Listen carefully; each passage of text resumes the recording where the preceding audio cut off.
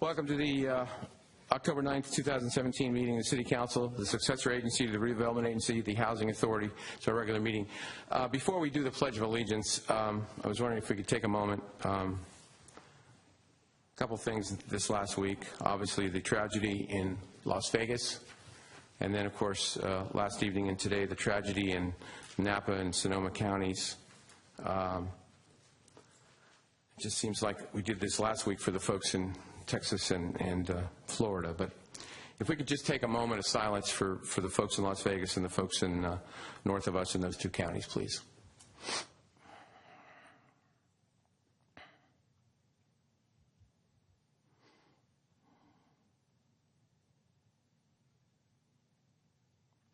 Thank you very much. Why don't we stand for the Pledge of Allegiance?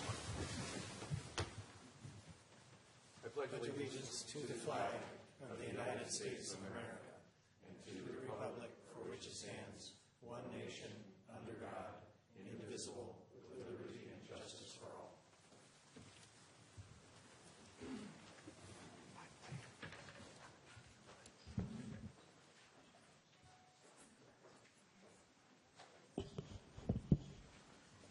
We'll end on that.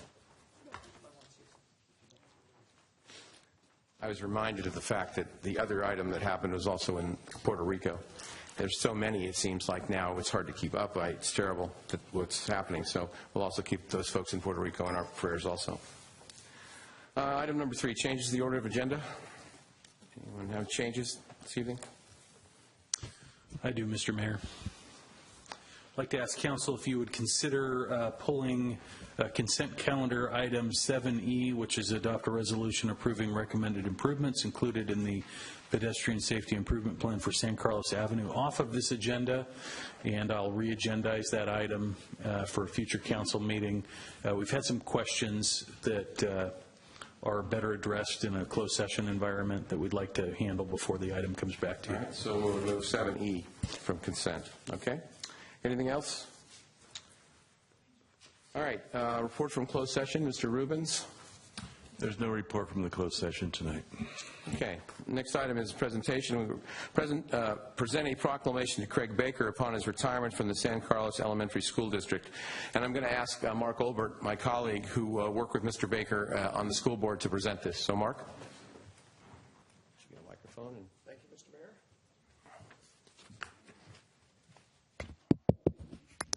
You want to join me up front, old man? Come on. By the way, I have to explain to everybody here, since Craig is obviously younger than I am. I don't remember. Eli Kane, so I can hit you with it. We just started calling each other that years ago. I don't remember why exactly. So, but you know, Craig, we're here just to honor what you did for the children of San Carlos, and by extension, the community of San Carlos, in your leadership of the San Carlos School District. Probably help if I turn this on. It is on. Okay. But the list of things you've done and the value you've added to the community is way too long to go through. So we have a proclamation which details a bunch of it. But I just want to say that on behalf of everybody here and behalf of the community, you did a great job. We will miss you. You know, when I left the board years ago, I got my colleagues really mad when I said that your destiny involved a bigger district than San Carlos. And I'm glad to see that it took you a little time, but I'm glad to see that you found one, and along the way did even more great stuff for us. So thank you very much.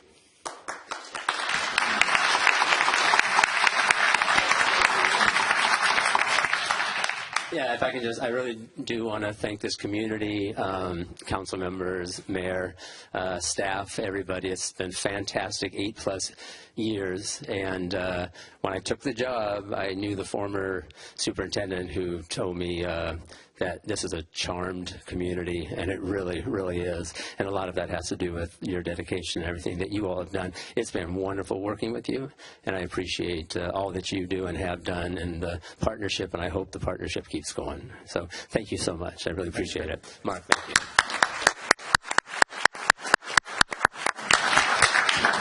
If you guys had kept that up, I thought you were going to take it on the road there or something, and I wasn't sure which one was Martin and which one was Lewis. But Anyway, all right, so the next item is public comment, persons wishing to address the city council on matters not on the posted agenda. I have one speaker slip. Is Mehran Bashiri? Did I say that right? Okay. If you could keep your comments to about 2 minutes or so, sir, that would be wonderful. Thank you. Dear Mayor Gracilli, dear honorable members of the San Carlos City Council, good evening. My name is Mehran Bashiri, and on behalf of the Baha'i community of San Carlos, I would like to request that the city of San Carlos make a proclamation on the occasion of the bicentennial of the birth of Baha'u'llah, October 22nd, 2017. Baha'u'llah's message of love and respect aimed to make the world a beautiful place that celebrates harmony and peace. He says, the well-being of mankind, its peace and security are unattainable unless and until its unity is firmly established. The Baha'i community is active in interfaith engagements and continues to promote understanding, dialogue, and interaction among people of different religions.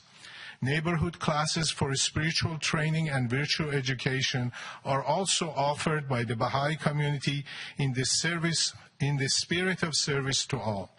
Please join Prime Minister Modi of India, Prime Minister Lung of Singapore, and countless other world leaders to proclaim October 22nd, 2017, the 200th anniversary of the birth of Baha'u'llah. You are all also welcome and invited for the celebrations that are held at 7:30 on Saturday, October 21st. Thank you very much for your time. Thank you, sir, very much.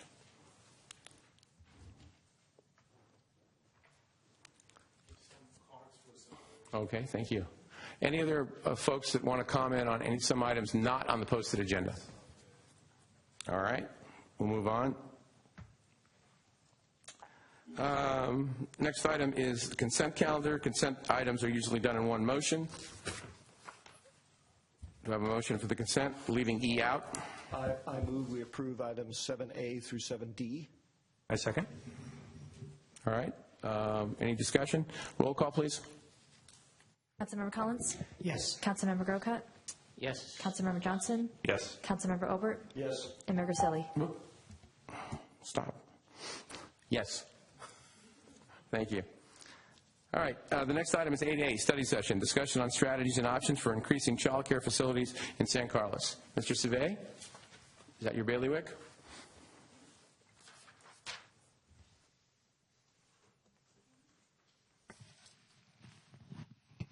Good evening, Honorable Mayor, members of the City Council.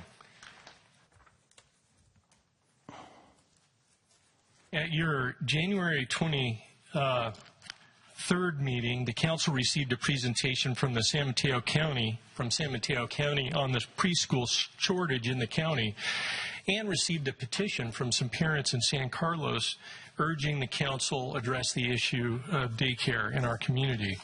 Council at that time directed our staff to explore strategies to improve some of the options for daycare in San Carlos.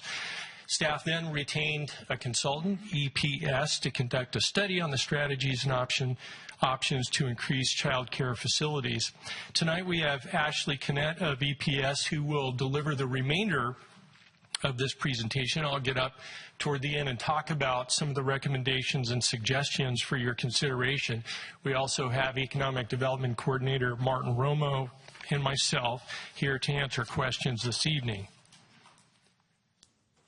In terms of stakeholder outreach, what we did is once the report was complete, we gave the report to some of the folks that spoke at the meeting on the 23rd and some other people that provide daycare in San Mateo County in this area to get their feedback and to see what their concerns were and to have them take a look at our report.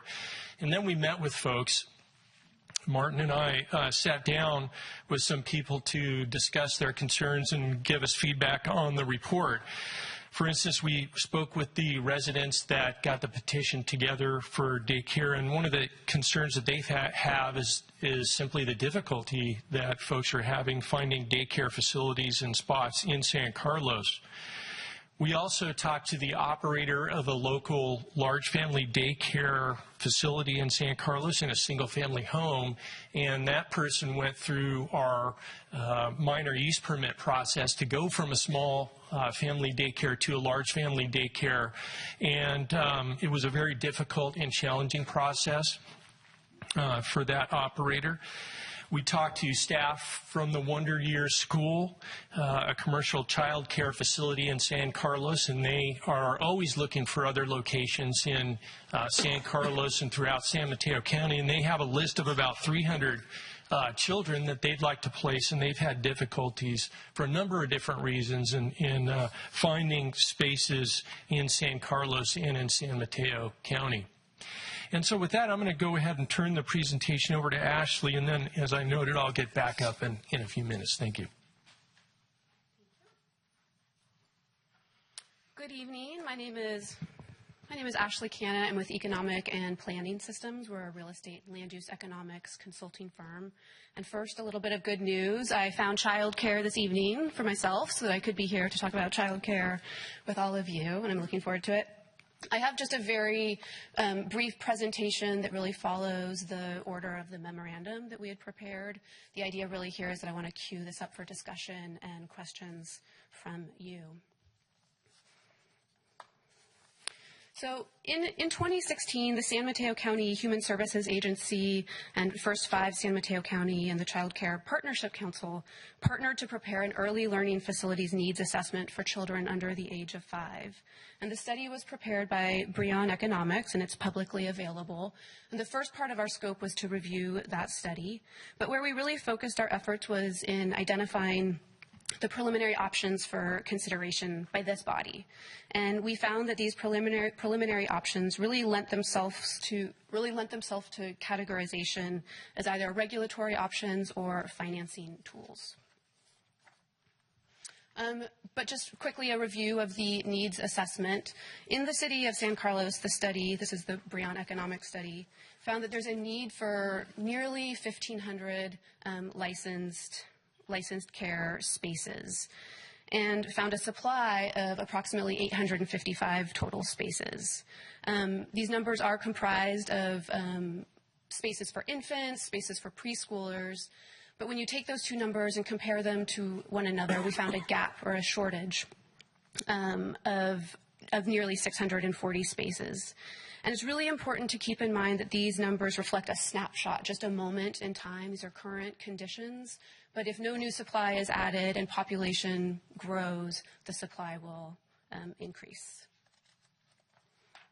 So if, as a matter of policy, this body wants to do something to address the shortage, there are a number of regulatory options that you may have or that you have available to you.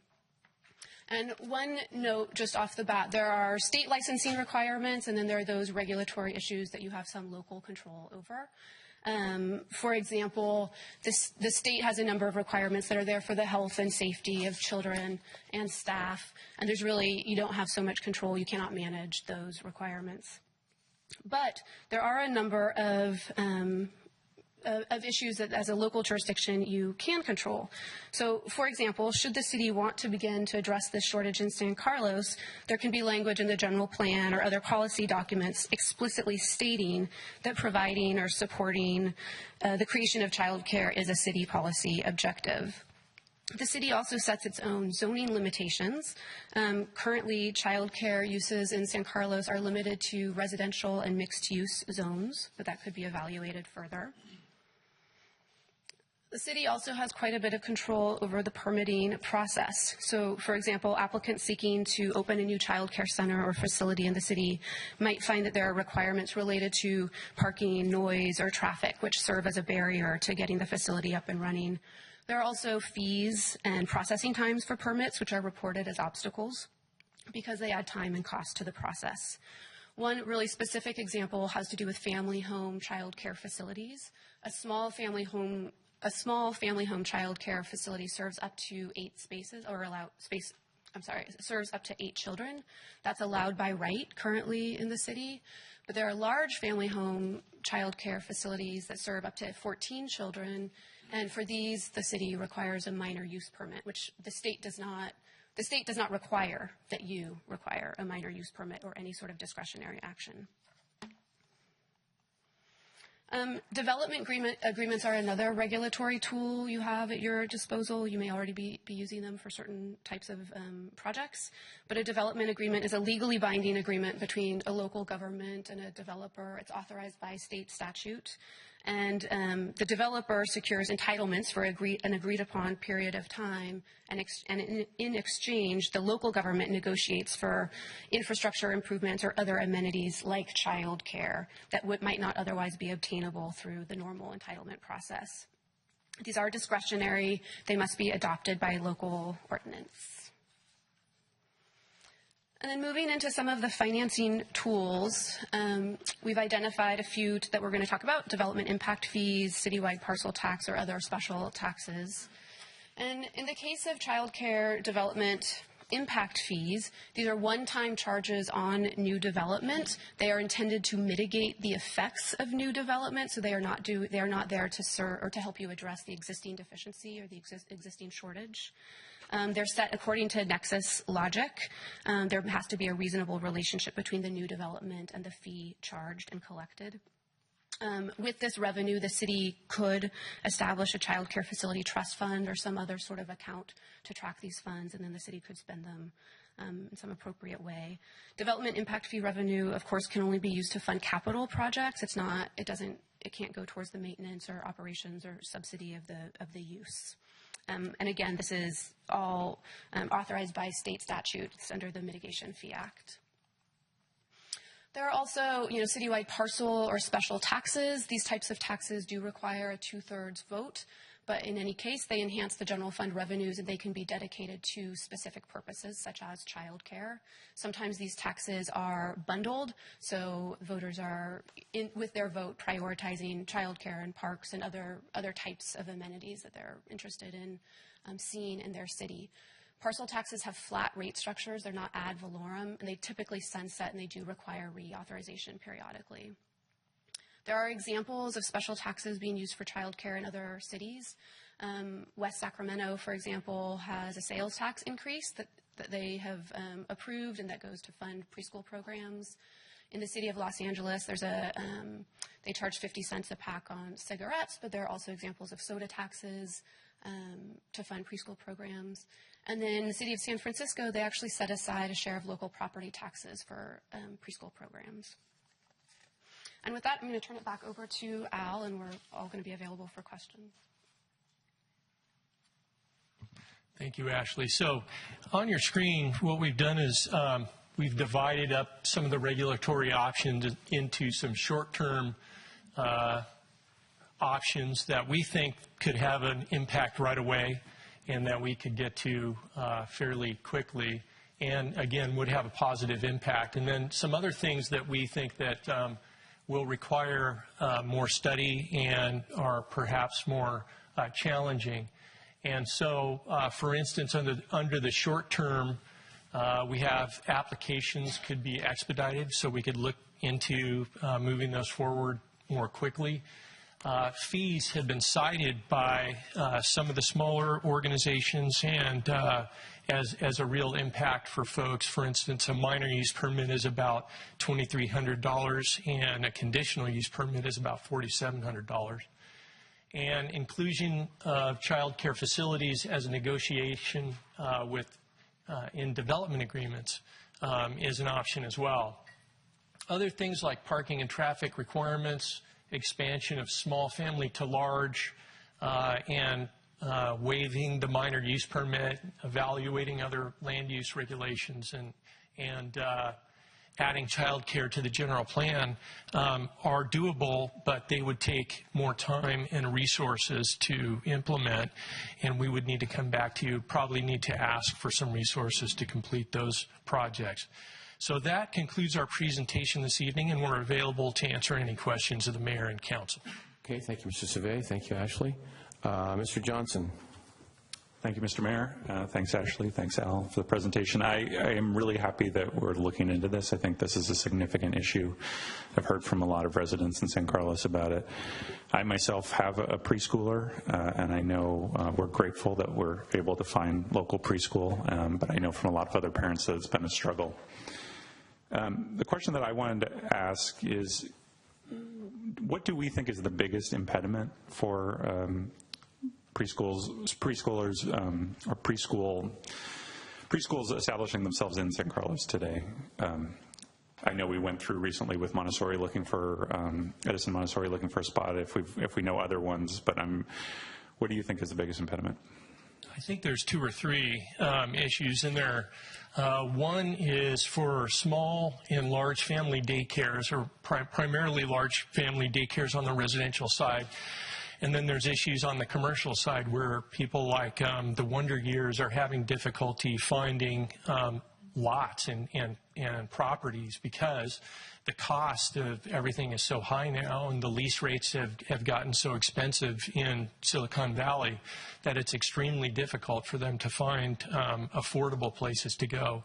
And on the commercial side, what I'm hearing, and you may hear from some speakers, is regulatory requirements like parking or other planning or building related requirements where they have to put sprinklers in the building and things like that. Some of those can be avoided, but some can, and so it's really the expense and scarcity of land on the commercial side.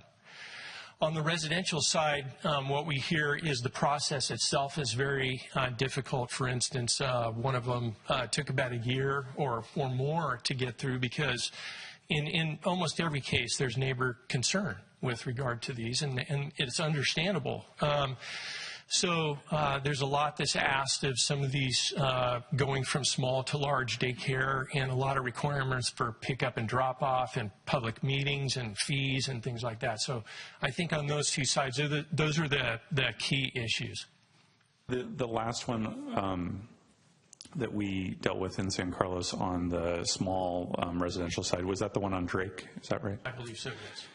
And so you put here that getting rid of the minor use permit would require additional study. What kind of additional study do you think it needs? I mean, if you say that, hey, lifting this would help address the problem in the short term, it's a small regulatory change, what kind of study do you think we would need to do? Maybe not, the word study might not be the best, but maybe recommendations on best practices, because if you look at the other side of the coin, what we hear from the neighbors is they're concerned about people blocking their driveways, about extra traffic, about noise. There are some general best practices that are recommended that cities can do to go ahead and waive that, but then, have some basic requirements in the code. So it's more like assembling the right best practices and bringing them forward to you and the Planning Commission. All right, great, thank you. Okay, Mr. Collins. I'm going to have, if Mark's got questions, I'm still kind of formulating mine. So. All right, Mr. Olbert. Nothing like being a pitch hitter, Ron. Thank you, Mr. Mayor. Thank you, Al, and thank you, Ashley. Very good presentation.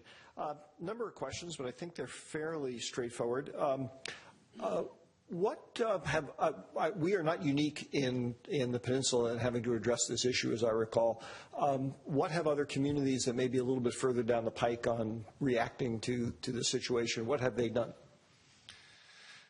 Some cities have waived the minor use permit, for instance. Some have reduced parking requirements. Others have passed fees. I think in the report it talks about, and Ashley can talk a little more about this, but some cities have, special impact fees. For instance, we have traffic impact fees in our community, and others have daycare fees that are charged and again go into a fund. So I'd like maybe Ashley can touch on a few more that I haven't thought of. Sure. Thank you for the question. We touched on a few of them, but it's very important to distinguish between the things that cities are doing to address the existing deficiency versus what things that cities are doing to get ahead of future growing demand. On the financing side, impact fees are common. Excuse me. Sure. What I meant actually was, things have specific communities done, like Burlingame did this, or that's what I'm interested in. Sure. So the city of San Francisco, the city of Berkeley, the city of Santa Monica, among others, I could put together a fuller list, do have impact fees. I listed a few cities, West Sacramento, Los Angeles, San Francisco, that have gone the special tax route, and they're taking general fund revenues and allocating them to child care. How about the peninsula? I'm sorry, I interrupted. I apologize. No, I was How just about the peninsula, right. where we San Mateo live? County. San Mateo County. South San Francisco, I know, is in their development agreements with new commercial developers, making sure that there are provisions for child care facilities. Okay, good. The next question I had is, since we restrict child care facilities, to, as you said, to residential and mixed-use zones, is that because of various state requirements that, like, thou shalt not allow a child care facility in an industrial area, which wouldn't surprise me, but I'm just wondering if there are state rules that we have to comply with? You know, there has been, for instance, I believe the Montessori used to be at Tierra Linda, and they were looking for a place in San Carlos, and they began to look in our industrial zone for land. And the thing is that the lease rate in the industrial zones is lower than it is, for instance, on El Camino. However, many cities don't allow for daycare to go into industrial zones because of the potential for kids to be near toxic materials and solvents and vapors and things that are used in industrial zones. And your second part of the question, is there any state or other regulations? And the California Environmental Quality Act strongly recommends that cities don't put kids below a certain age or the elderly in the way of these areas. For instance, they are considered, according to CEQA, as sensitive receptors, because if a vapor or other material is released, they're more apt to breathe it in. It's more apt to be detrimental to them faster. And so that's why we don't, and that's why many cities don't allow for daycare facilities in industrial zones, and we don't. Okay. And so that's why. All right. Next question is, as far as specific regulations that we might have relating to parking or noise or traffic involving the residentially sited places, can you briefly summarize do we have any such that restrict the development of these kind of facilities in residential areas? There may be a separation requirement. Is there, Martin?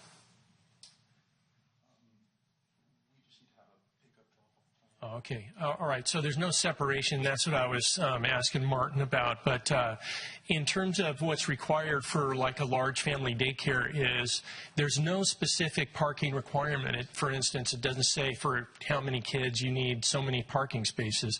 What we do say is you need to provide a parking management plan, and you need to provide for pickup and drop-off areas and manage those very well and things like that. So it's sort of, we put it on the onus on the operator to provide us with a plan that we and the neighbors find acceptable. And I say and the neighbors because those require a minor use permit and a public meeting with the zoning administrator.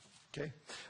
Last question is, in terms of, roughly speaking, recently in a typical year, I know you said that a lot of potential applicants don't go through the application process because of various barriers, cost, what have you.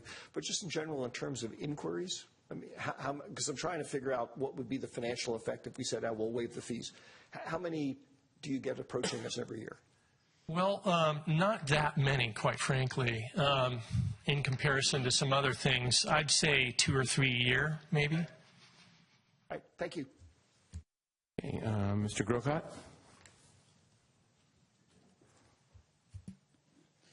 So on number 5 that you have on that list, I'm wondering if there's not a way to cut it down the middle, meaning instead of, it sounds like the small operations almost have to go through no process whatsoever. And then if they get to the large, they have to go through this process. Couldn't you meld the two of those together and say, regardless of size, you have to go through this process? For instance, it seems like you could do something where you give them a conditional use permit of some kind, and then you require that they come in and meet with staff and go over the do's and don'ts of what we expect with operations. And then if anything gets violated, well, your use permit goes away if you have too many violations. Could something like that be formulated? It's similar to what we have now, because if you have a minor or a conditional use permit, that requires public hearings before either under the minor use permit, it would be the zoning administrator, or the CUP with the planning commission, and you have to pay fees. So it's sort of a barrier to entry. It's a lot of work and time and effort that goes in. That's sort of what you've described, I think, is closer to what we have now. And what I think we're hearing from the providers is, remove that barrier to entry. Interesting. Because it seems like there needs to be something, there's got to be some kind of policing. Otherwise, as you said, the neighbors are going to get really upset. That's the big challenge with this one. That's the big challenge. Okay. And on number 6, when you're talking about evaluating the existing land use regulations, Mark hit on this a little bit. It seems like it's mostly, the big question there is in the industrial zone. On that one, could it be done on a case-by-case basis, where because right now, you look at our industrial zone, which is changing. I mean, you go down to like where the brewery is, and you've got the brewery and you got some other businesses going, the wineries and stuff. I don't really see those being a barrier to having daycare nearby. If you smell wine fermenting, I don't think it's going to hurt anybody. But, so we're sort of losing a lot of that toxic industrial stuff going on, and we have things that are more, easy to live with.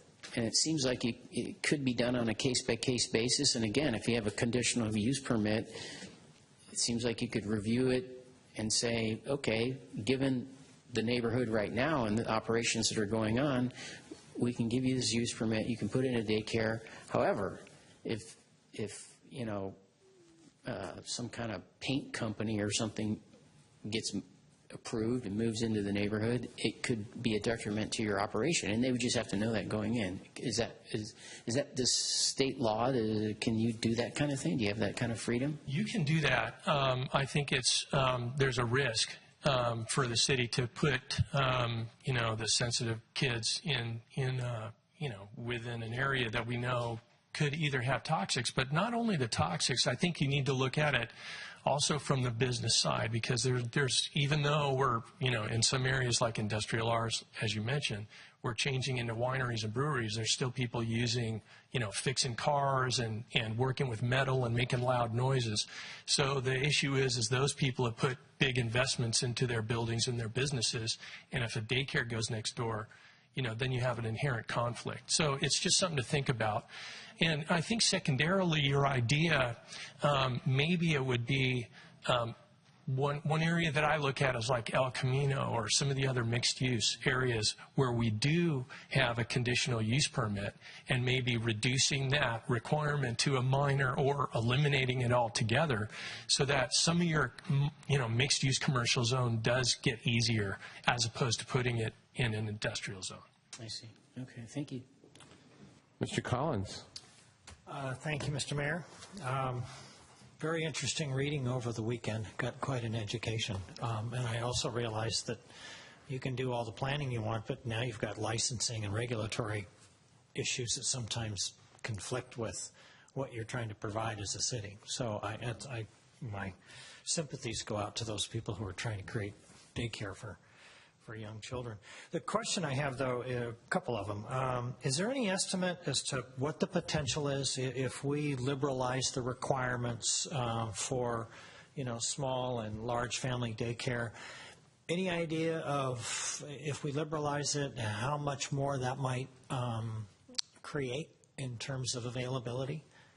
You know, I don't believe we speculated on that number. We don't have that in our report. We could certainly. There's a way to evaluate it. I'm just. Yeah, there may not be, but I think that in talking to people and just knowing the neighborhoods, I think probably the lowest hanging fruit is in the single-family residential areas. Over the years, you know, working for different cities, those have been the most difficult because of the conflicts between the neighbors. But it's also sort of the easiest and to do for folks. You know, you don't have to lease a big building; you already have your house, and so it's a lot easier for folks to swing that one. So I think that might be one that we could tackle, but it would be a challenge. And then. I guess secondarily, it would be the commercial mixed-use zones would be the second sort of lowest hanging fruit, maybe looking at some of the regulations and making it a little easier there. But the lease rates, again, are very expensive in those zones. Right. Then the other question I had was, do you have an idea how much land is indeed off limits in town here for these kinds of facilities? Do we have an idea? No, but I would think that, you know, again, if you look at sort of the map, it would be most of the areas on the east side of Old County Road. However, you have the Loreola neighborhood. I don't know of any daycare in that area. Loreola Park, I believe we have something at the Loreola building. So we don't have acreage, or of course we can always gather that information for you, but I would say that, you know, if you look at the land area, single family, and then the mixed use areas are, there's a lot of land there that would potentially allow for this. Right. I mean, we have different zones. We have light industrial, heavy industrial, industrial arts. Yeah. So I'm wondering maybe some of those, you know, lesser heavy industrial use areas might be looked at.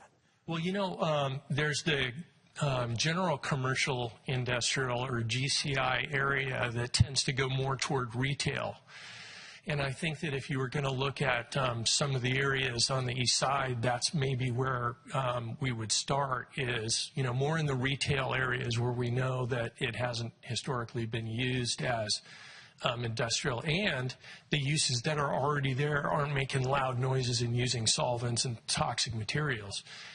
Like in shopping centers or something like that. Maybe that's an area that we could explore first and see if there's some options there. I think there probably are. And we could have, again, we can still look at the industrial side of it, but again, it's, you know, there's some risks, very significant risks there. Well, my kids were coming along. I can think of a few times where it might have been convenient, though, to have a winery next to the child club. Yeah. Just two last questions, and they're kind of related. I noticed that we now have impact fees, development impact fees, but I realized that we can only use those or dedicate those if we're going to do so to new facilities. So would we then carve out, could we say in a not in a development agreement, but an impact fee, or going to carve out X percent and dedicate that? Or would we ask the developer to do that? How would that work if we were going to incorporate that as part of impact fees? So the council would establish a particular impact fee for daycare, and you would put it in a fund specifically for the creation or maintenance, I guess, of the daycare facilities. Am I missing something, Ashley? Not maintenance, only the capital. Only the capital improvement for daycare. Am I missing anything else on that? Yeah. Okay. All right. And then the last question, I promise. As far as development agreements, that is apparently meant to address the deficit, right? In other words, where you have impact fees, we're asking the developer to create it. Yes. And the development agreement, we're saying, you know, we want money to, you know, we'll go out and find it. And so can we also incorporate that into development agreements? Yes, you can. And as you mentioned, you can get a developer just to give you money to put into a fund to do daycare elsewhere. Or you can say to the developer, you need to create the daycare within your new office development. And that would benefit people who will be living and working in San Carlos and working at that office development. That would be the best case scenario. So it sounds like we have lots of options and lots of things to think about. Yes. All right, thank you. Mr. Olbert, another question? Yes, just a quick follow-up. Thank you, Mr. Mayor. Al, I want to make sure I understand the difference in the city's regulatory process for small and large family-based daycare centers. The small ones are required to be allowed by right. Yes. The larger ones can be allowed by right if the city so chooses, but if they are not allowed by right, we are allowed to put some constraints and process. And what constraints are we allowed to put on them? Can you help me understand that? Yeah. Okay. If they're not, so meaning they do have to go through a discretionary review. We can put, anything that we think is reasonable with regard to parking, noise, how many employees, that kind of thing. So we can regulate it as the city sees fit. And I think the watchword probably is it has to be reasonable under the overall state guidelines, because if we were trying to impose something unreasonable, we would be exposed to a intervention by the state saying your rules are inappropriate. And okay, correct. Thank you. Yeah. Okay. All my questions got answered, so thank you, gentlemen. We have a number of folks that want to speak on this item, so I'll call your name, and if you'd come up, if you could keep your comments to about 2 minutes, that would be terrific. First name I have is David Fleischman.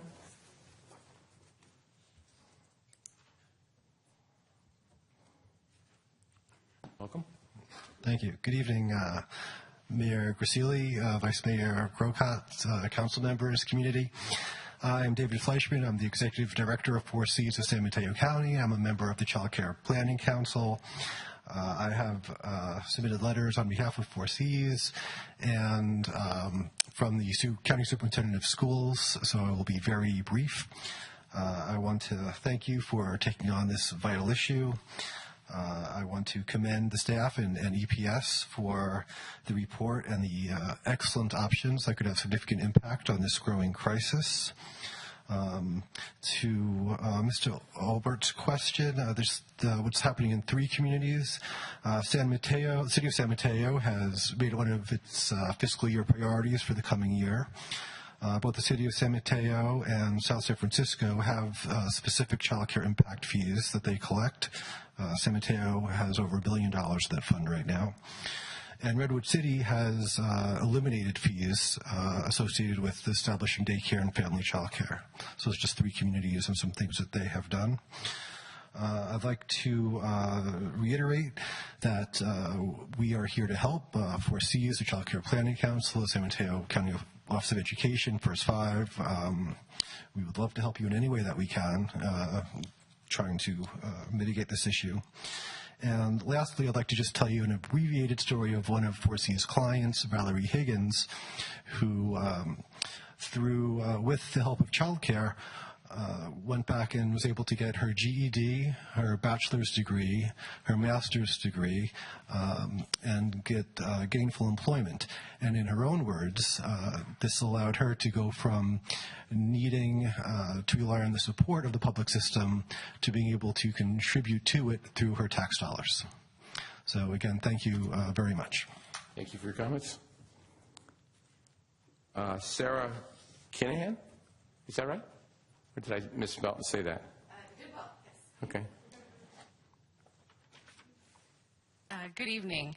So I'm Sarah Kinahan. I was part of the duo that presented to this body in January. I was here along with Jean Marie Houston from the County Office of Education.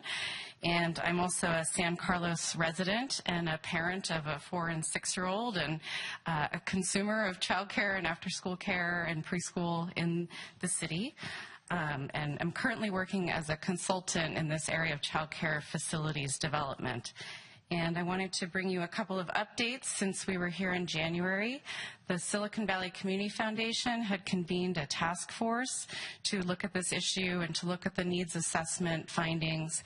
And they issued 4 recommendations, and 2 of them map to the strategies here. One was around working with cities to make it easier for new child care development to be fostered within your jurisdiction.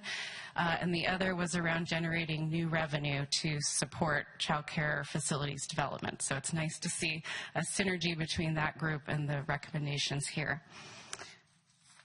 I will just say that reiterate that the needs assessment, they found that the #1 barrier countywide, and I think this relates to the situation here in San Carlos, is the difficulty finding a site. So focusing in, if you have to prioritize these different strategies, focusing on those that would help remove that barrier. So it's great to hear the discussion about where can childcare be sited. I would re-emphasize the fact that the small family child care is allowed by right, so you can't put any restrictions on that. But making it easier to expand to large would be a great way to chip away at that gap. And then lastly, I will sum up by saying we have a new initiative starting up in the county called Build Up for San Mateo County's Children. It's many of the partner agencies that facilitated that needs assessment and participated in the task force. I'll be very brief. No, that's all right, sorry. It's okay. I don't really know how to do this, so I'm just going to just keep hitting the buttons. So maybe somebody could come over. Go ahead, finish, sorry. So Build Up is looking at convening a seminar, a really interactive seminar for cities on the peninsula to come together.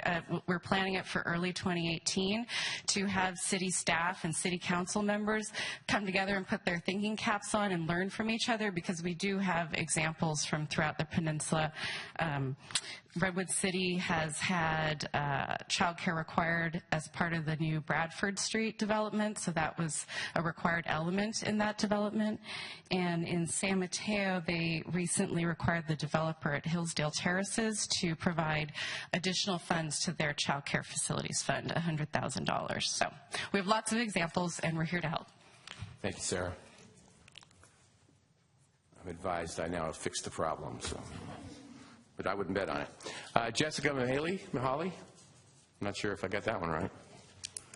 3 for 3, yeah. Good evening. Thank you, council members and mayor. I'm Jessica Mahaly. I'm also a resident in San Carlos and have worked with my colleagues here in the early childhood field for a long time. And I want to thank you for looking at this issue, and also mention that with the Build Up event that Sarah mentioned in early 2018, we are going to provide opportunities for cities to work together with their colleagues around the peninsula, as well as school districts and major employers, to look at collaboration efforts and possibilities. So we really encourage you to come to that. I think my colleagues here have covered everything that I was going to say, so I will just say thank you so much for looking at this issue. All right, thank you for your comments.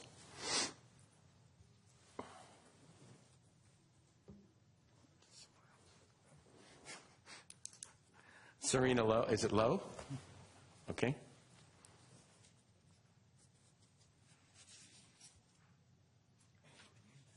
I know. Thank you, Mayor and City Council members. Thank you for the great report and presentation by EPS. My name is Serena Lowe, and I was one of the parents that came in to present the petition back in January. We're really thankful for this opportunity to be part of the partnership and, expand this discussion further. I think we all can appreciate the importance of preschool and early child care facilities for our children, for the future of San Carlos as well. I just want to reiterate, I love the fact that you had the short-term and long-term breakout, because we were kind of thinking the same thing. But just to reiterate the sense of urgency around this topic, that, there are, of course, in the next, I think the Breon report was looking at like 5 years out, but there's parents currently right now who are struggling with this issue. And so, to prioritize the short-term goals, or, whatever the zoning considerations may be to expedite the process a little bit. Some of the additional thoughts that we had was grant funding as well, I think was brought up during the meeting with Martin earlier this month, I think, or last month. And then also just reviewing and revising potentially the current San Carlos use of the land that they have and anything else that is around. For example, the Loyola Park is an example of how that land is being used for a preschool part-time. You know, perhaps there's other space in the city of San Carlos similar to that. I guess I just to close up, I had one question, was what the impact fees and the taxes for child care facilities, how would that be utilized and accessed? You know, just to understand that further. It sounds great, but, you know, just the mechanics. Could you speak to us? Yeah, Okay, thank the you. mechanics of that. Okay, we'll find out for you. We'll get you the answer. Okay, thank you. Great. Al, you want to come up and answer that question, please?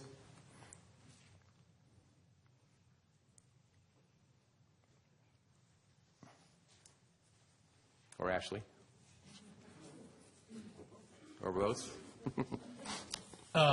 Yeah, well, as noted, I think there are some restrictions on how the fees can be used, and we heard earlier, I believe that it would have to be used for capital improvements and maintenance. Is that correct? No, Not maintenance. I keep saying maintenance. So it seems some communities will set up a trust fund. So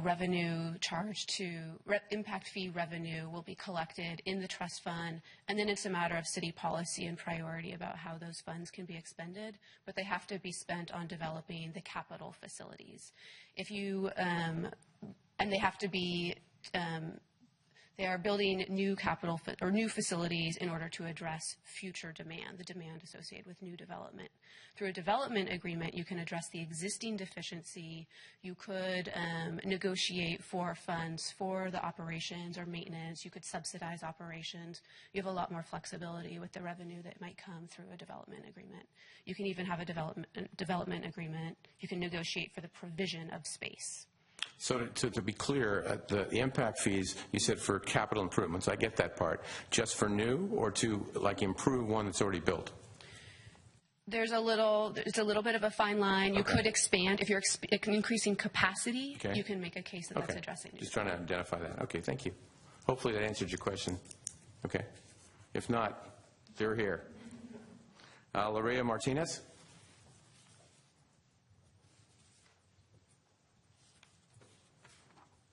Good evening, Mayor Gracilli, council members. My name is Lorea Martinez. I'm the other parent who organized the petition with Serena Law. We were here in January. We're excited that we are here again to speak on behalf of the families that need childcare in San Carlos.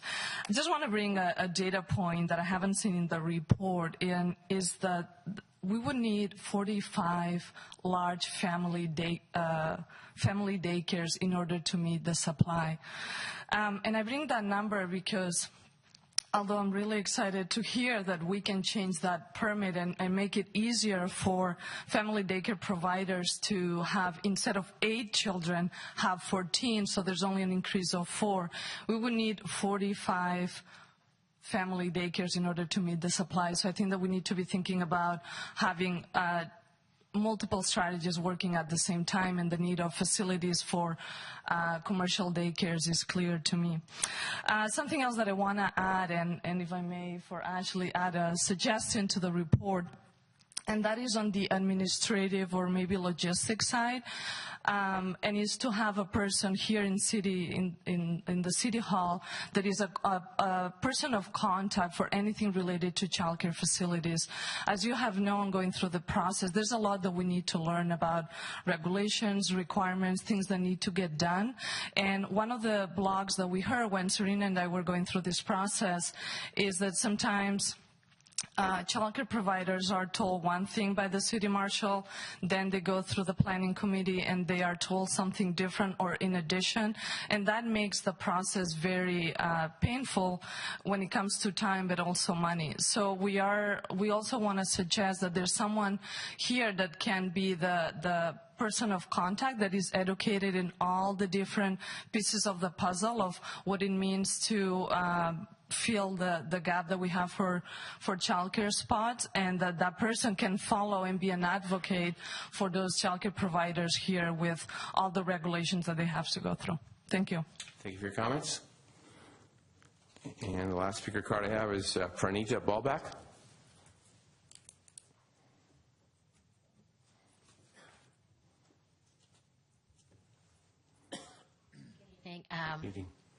Council members and mayor. My name is Pranita Balbak, and thank you for addressing something that's near and dear to my heart. I own a family daycare, and I was the one on Drake Court, and I went through the minor use process. And I think you know the steps we had to go through that, so I'm not going to go through that. But I just want to talk about how emotionally draining it was for me and for the neighbors also. We had to invite the neighbors to our house, and I had about 30 neighbors yelling at me in my living room, telling me that we would not get this permit and they were going to stop us. So after that, I took a step back and we went through the process, and we still went through the pain of trying to manage a household and with young children and dealing with the neighbors next door to us and other things like that. So it cost us money and time, but also emotionally it was draining. And it was a process that in many cities you don't have to go through. You can just go up to the counter and get that permit. I mean, the neighbors aren't going to come inside my house and say, oh, you have 14 children. But the state does license us, and they can come in and say, oh, you have 14 children, you're okay. Or you have 8 children, you're okay. The state licenses you based on your credentials and your education. And that's something the city really doesn't credential you on. So emotionally, it was a hard decision for us to make as a family. And do we move or do we stay? And we decided to stay. And now it's gotten better as new families move into the neighborhood. But we live in a cul-de-sac. And we still have neighbors who park their cars vertically so that our parents can't make a turnaround on the cul-de-sac, on top of the cul-de-sac. And we still have neighbors that, if one of the conditions of our minor use permit is to notify them if we have an event during school hours. So we have to notify our neighbors when we have an event, and we still have neighbors that complain to the city if a car is parked an inch on their driveway. So to avoid that, we have events after hours. Also, we have a parking situation that the city installed that only 4 cars are allowed on the cul-de-sac at one time, which we monitor one, 2. So we actually had to hire another staff person to do that, to be in compliance with the city, with the state. So we have 1 person on the driveway who picks up the children, brings them in, and then 2 inside who manages the children once they're inside the school. So we had to, because of the 4 cars on the driveway, we had to hire another staff person. So I was a lucky guinea pig, and I hope nobody has to go through the right process that we had to. But I got to know all of you, and I got to know a lot of people in our neighborhood, which was nice. Okay, thank you for your comments. Okay, are there anyone else wishing to speak on this item? Okay. Gentlemen, it's your pleasure. Mr. Mayor, I presume what we're doing here is at this point sort of giving guidance and direction to staff. Mm-hmm. Well, I'll just start off by saying that from my perspective, I would be perfectly fine, based on what Al told us, waiving the fees. We can always revisit that if it turns out we have way too many applications coming in. But it doesn't sound like there's a large number of them, and it sounds like there's very significant demand, and it's a big issue for the applicants. The other thing that I would very much like to see, if there's any way for us to do this, is if there's a way to put together kind of a, I don't know whether you call it a template or kind of best practices for a large family arrangement, and say, okay, if you're applying for something and you fit these criteria and you agree to be bound by them, then you get it. I guess it wouldn't be as a matter of right, but you sort of get it automatically, okay, that there is no further review process. Just to try and simplify the process that folks have been through. I also think that I think we need to, this may be a little bit longer term review process for staff to come back with some recommendations to us on. I really think we need to be thinking about this every time we have a major development project going on, and we probably ought to be looking at whether or not we ought to follow in the footsteps of some of our neighboring communities and have a child care impact fee of some kind, or as Al pointed out, that it could be done in kind if a developer did it on site. That's not going to address everything. I take to heart the comment that somebody made about how we need 45 large residential places to actually fill the demand that's there, but we can at least take some steps in that direction and sort of keep it in front of us when we're going to look at major new developments and commercial expansions going on in San Carlos. So that's just kind of my guidance. I'd like to see us make this as streamlined as we can you follow the rules that are reasonable and you're there. Okay, thank you. Mr. Johnson? I don't see anything on this list that I would be opposed to at this point. I think this is an important issue that's a significant problem for a lot of families. So on the short-term things, I think we should move forward as quickly as possible. I would like to see us have the discussion about getting rid of the minor use permit requirement as quickly as possible. I'm not shy about going there, and I think it's an important thing to do. So, okay, Mr. Grocott. I definitely think with future development that goes on in San Carlos, there should be, like Mark said, either a fee that goes into a bank account of sorts, or if the other option is to build within whatever the development is. I agree with Cameron that most of what's on this list I think needs to be looked at. The only thing that I'm a little reluctant on, but I think city staff could come up with something to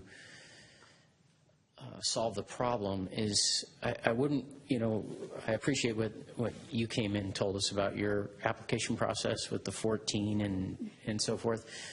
However, there does have to be some respect and concern for neighbors, as you alluded to, even though it's a rough process. To me, I look at it, it's similar to expanding your house, doing an addition on your home. If it's small, then you can go through an administrative process that's pretty simple. But if you're doing a big major remodel, well, that's going to impact the neighborhood, and people are going to want to have some say on that. But I think you could strike it down the middle a little bit where, we could develop our own numbers. Once you get beyond what the state says is by right, then there's a big jump there, it seems like, from 8 to 14, right? So you could cut something in the middle and say, if you're, 10 or 11 or something, if you're a little bit over the 8, then you go through this process. It's just a staff level review, but there's some fees and, neighborhood notification or whatever. And maybe just like on planning issues, there's the 2-week or, to remove a tree, you've got to, staff might say, yeah, it's okay to remove this oak tree on your property, but there's a 2-week appeal period. So you put some safety measures in there. And then if it gets to 14, I still think the experience that this lady went through tells us it's too arduous and too painful. But you could have, again, I'll use the building industry as a similarity, where you have design guidelines. And you say, these are the design guidelines we're looking for with daycare centers that are going to be up to 14 children. And if you meet these things, that's going to really simplify your application process and make it more streamlined. If you don't, then we've got some issues that we have to work through. So, all right, thank you. Mr. Collins? Thank you, Mr. Mayor. I recall a meeting with, and I don't know if I met with any of you, but I did meet with some advocates many, many months ago, and it was, say the least, frustrating to hear what the needs were and feeling like I didn't think there was really a whole lot we could do about it, so I'm really glad we had the discussion. I'm not going to belabor everything, everybody said, because I pretty much want to echo those comments. I agree we need to streamline the process. I think we got to look for the best locations for future development. I think that's a great idea. I like the fact that, and I believe that we probably should make childcare part of one of our goals. I don't know if we need to change the general plan. Maybe it's already there. I did not read that over the weekend. But, pardon me, not there? Well, maybe, maybe when we have an amendment to the general plan, we got to take a look at that. I like the idea of a child care development impact fee. I don't like the idea of any special taxes because that involves more elections. And we don't do very well with special tax elections in this town. So, but those are my comments, and I hope we make some great progress here.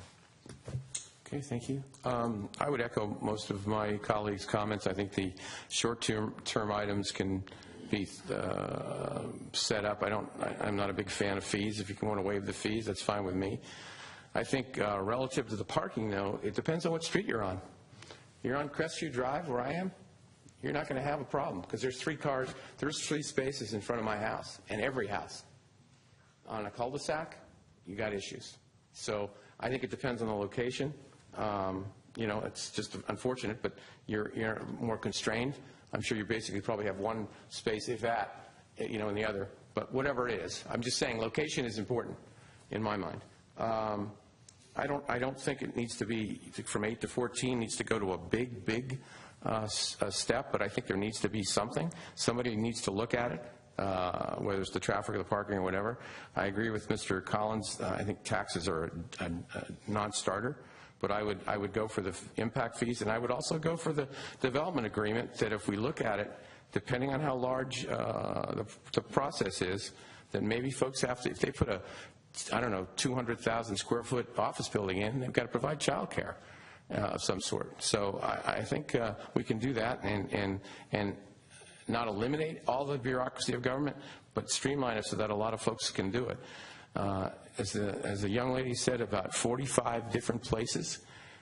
If we eliminated everything tomorrow, I'm not sure you'd have 45 folks step up and do it.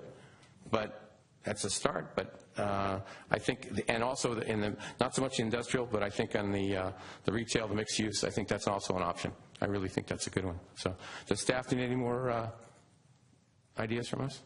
Okay. All right. Well, thank you very much. Appreciate everybody's comments. It's all good stuff. Thank you.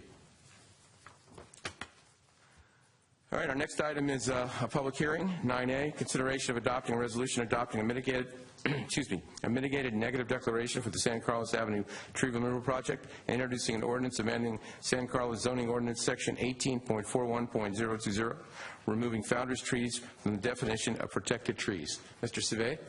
Good evening once again, Honorable Mayor, members of the City Council. City Council established a capital improvement project for San Carlos Avenue Pathway and eucalyptus tree removal project.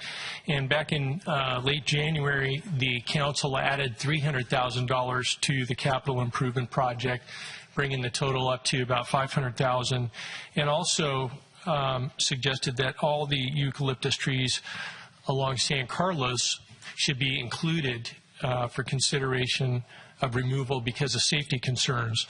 Staff also authorized staff to proceed to evaluate the trees and amend the zoning code to remove the protected status of those trees along San Carlos Avenue.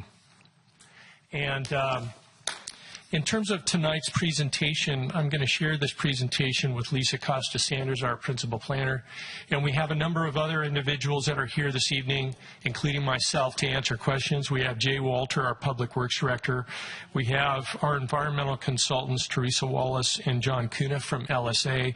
We have Kevin Keelty, our consulting arborist on the project, and Laura Jones, our historical consultant. And so with that, I'm going to have Lisa come up and conclude the presentation, then we'll be available to answer any questions. Thank you. Good evening. Good evening, Lisa.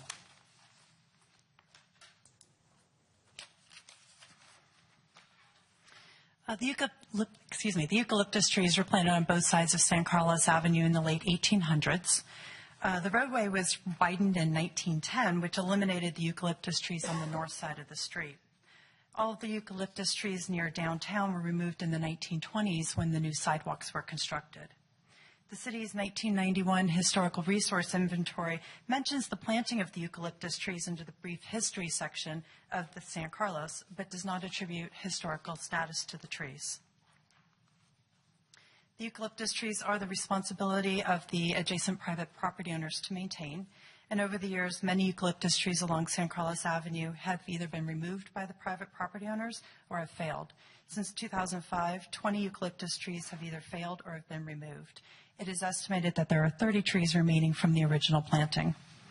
In January of early this year, a large eucalyptus tree adjacent to the Arundel Elementary parking lot fell down, completely blocking traffic on San Carlos Avenue. As I indicated, trees are the responsibility of the private property owners to maintain. San Carlos Municipal Code does require a permit to remove a protected tree. The Community Development Director is required to make certain findings in order to grant a tree removal permit. And then the Founders Tree designation was added in 2009 with the zoning code update to protect eucalyptus trees along San Carlos Avenue. Other eucalyptus trees, as well as acacia, Monterey pine, and fruit trees, are not protected and can be removed without a permit. The ordinance that you have before you, recommended by the Planning Commission, removes all reference to founder trees from the code, so those trees would be able to be removed by right without any permit review process. Also removes the reference to a group of trees from the protected status of eucalyptus trees, and removes the species to allow all eucalyptus trees to remove without a permit. In accordance with the California Environmental Quality Act, LSA conducted the environmental analysis and concluded that the project would not result in any significant environmental impacts. The negative declaration was available for the 21 public review and comment period. And included in that analysis was an arborist report that evaluated all of the eucalyptus trees along San Carlos Avenue. These trees are located very near the roadway. The trees are mature and in need of removal or heavy trimming. The report identified trees with a hazard rating ranging from a low rating of 3 with a low chance of failure to a high rating of 12, considered high probability for damage and or injury. The arborist further identified 4 trees as being priority 1 trees, describing those as being urgent and work should be completed immediately. And then the remaining trees have been identified as priority 2, meaning that they are significant and that work should be completed during the second pruning cycle. And the 4 trees identified as priority 1 have already been removed. Excuse me. And then as indicated, we had a historical evaluation prepared by Dr. Laura Jones. To be eligible for listing in the California Register, she determined that the trees need to be largely continuous, be located on both sides of the avenue, display consistent size, and frame the view of the railroad depot. As indicated, the original tree planting was on both sides, starting at El Camino. The trees are no longer regular in size, spacing, and rarely occur on both sides of the roadway at any location. The trees no longer display the character-defining features it once had and lack sufficient integrity to be qualified as a historic resource.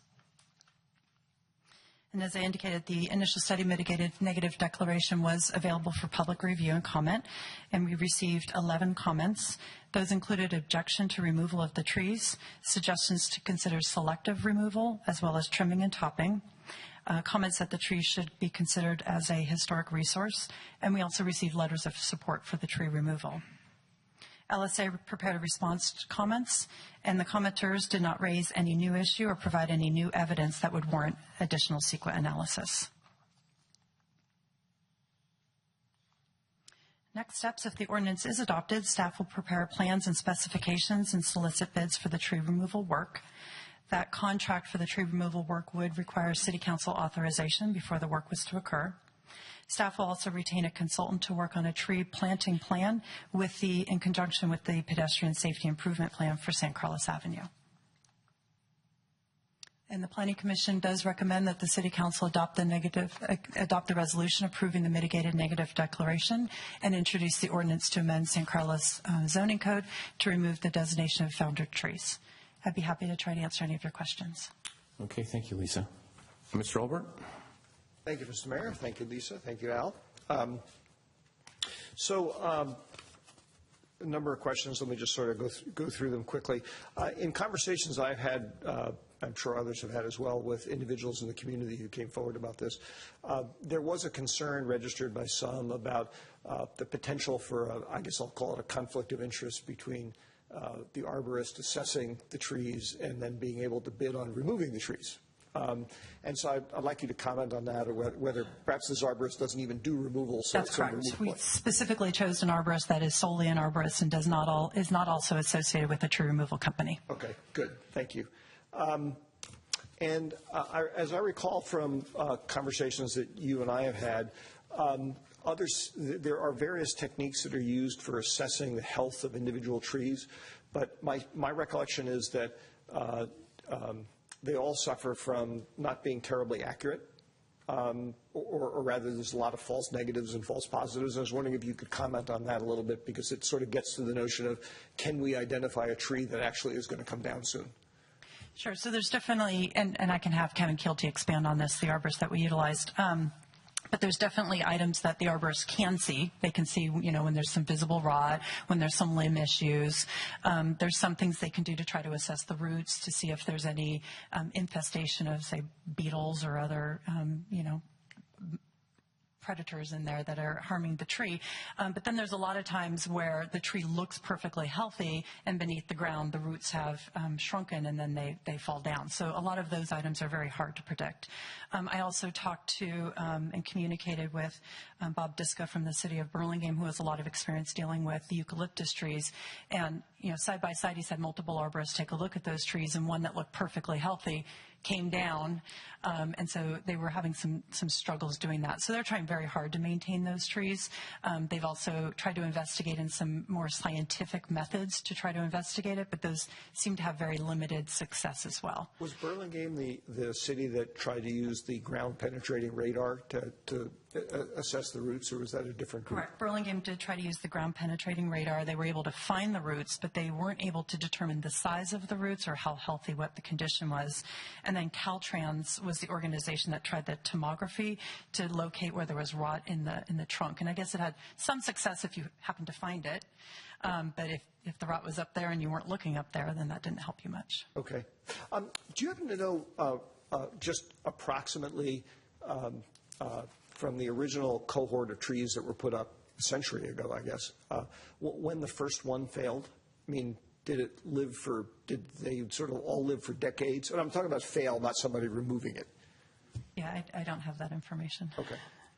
My sense is, from what I've talked to other people, they were there for quite a while before they started failing. Okay, Ron's shaking his head too, and Ron's Mr. San Carlos, so he would know that. Just a couple more here. One, and I don't know why I didn't think of this when we were having our pre-meeting discussions. The Founders Tree designation added in 2009. What can staff, or perhaps the members of the council who were on there in 2009, I'd be interested in knowing what the motivation was, the sort of interest was of putting the Founders designation on the trees. I think there was interest from a historical perspective to save those trees. And there hadn't been enough experience at that point of trees coming down? The trees, I don't know about that point, but the trees were previously protected based on size alone and weren't separately called out by size and species. So at the time the ordinance was changed to call them out by size and species, there was not the interest in protecting all eucalyptus trees, but there was some interest in members of the community of at least protecting those on San Carlos Avenue, and that's why it was added. Okay, I appreciate that. Almost sounds to me like if the discussion had also encompassed the, let me call it, the inherent risk of eucalyptus trees, that was not a big factor. I don't believe that was done at the same time. Correct. I don't know if, I wasn't able Bob to find or Matt want to comment on that. I know we don't normally ask questions of each other, but I think what Lisa said, I think basically, as I remember it, and maybe, that's a long time ago, that we had heritage trees, and we wanted to discern these trees as a different breed, so to speak, and make them a little bit more special. I think that was basically it. Okay. Yeah. Thank you. That's it. All right. Mr. Collins. Are you ready? I am ready. Okay. Thank you, Mr. Mayor. I only have really one question. I thought I had read it, but maybe I just didn't see it in there. We're talking about the assumption for a moment that if the Founders Tree designation is removed and the trees that are in question are removed, how does the process work for planning for replacement trees? I'm sure you come back to us at a later time, but is there a public input process for the kinds of trees and the placement of the trees, and the location and all that? Good evening, Mr. Mayor, members of council. Jay Walter, Public Works Director. Councilmember Collins, yes, that's how it would work.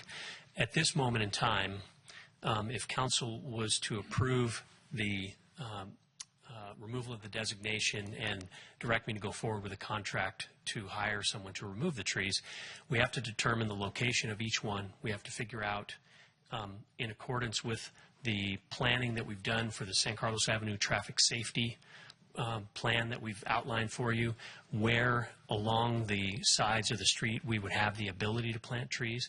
We would need to talk to the property owners because we would likely have to plant many of those trees on private property.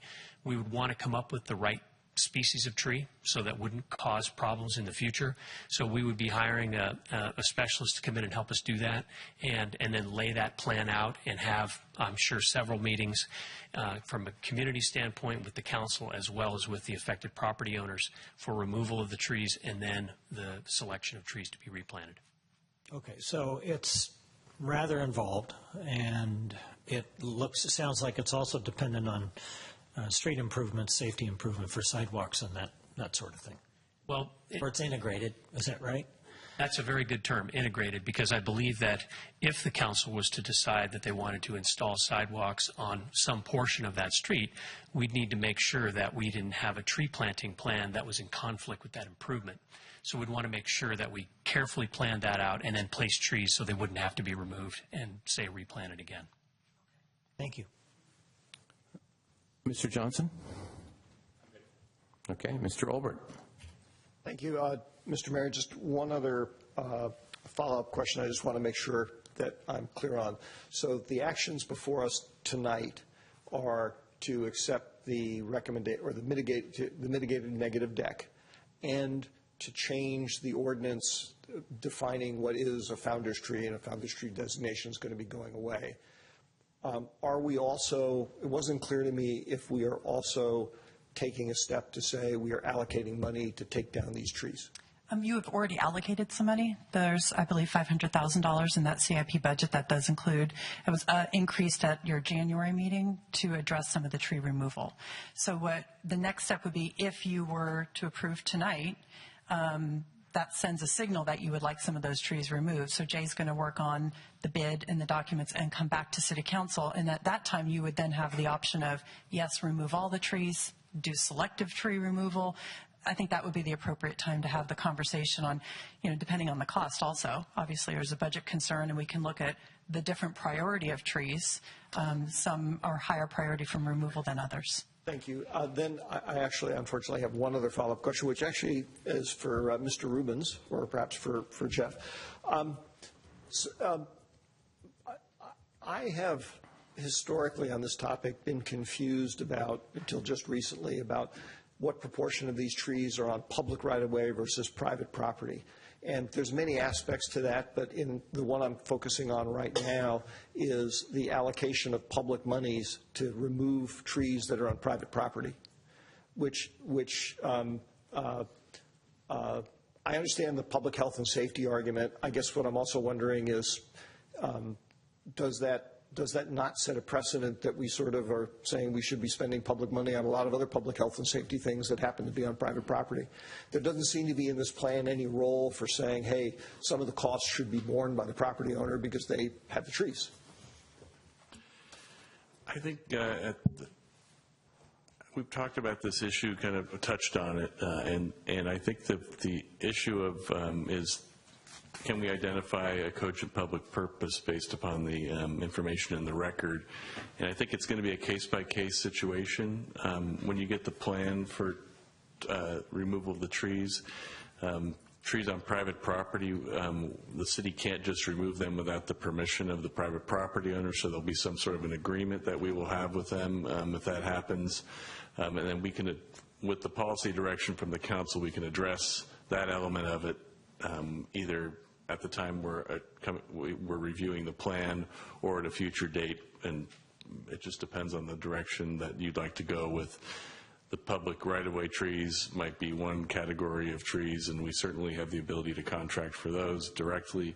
And then the second element might be, well, what kind of a program are we going to have, if we're going to have a program, for trees that happen to be located on private property. And I might be wrong, but there's another criteria that might be different, is the trees on private property might not actually be founders trees. They might be eligible to be removed right now without any sort of ordinance change. Mr. Grocott, questions? Yes. So just, Greg, following on that, then I'm a little confused, but between the private and public.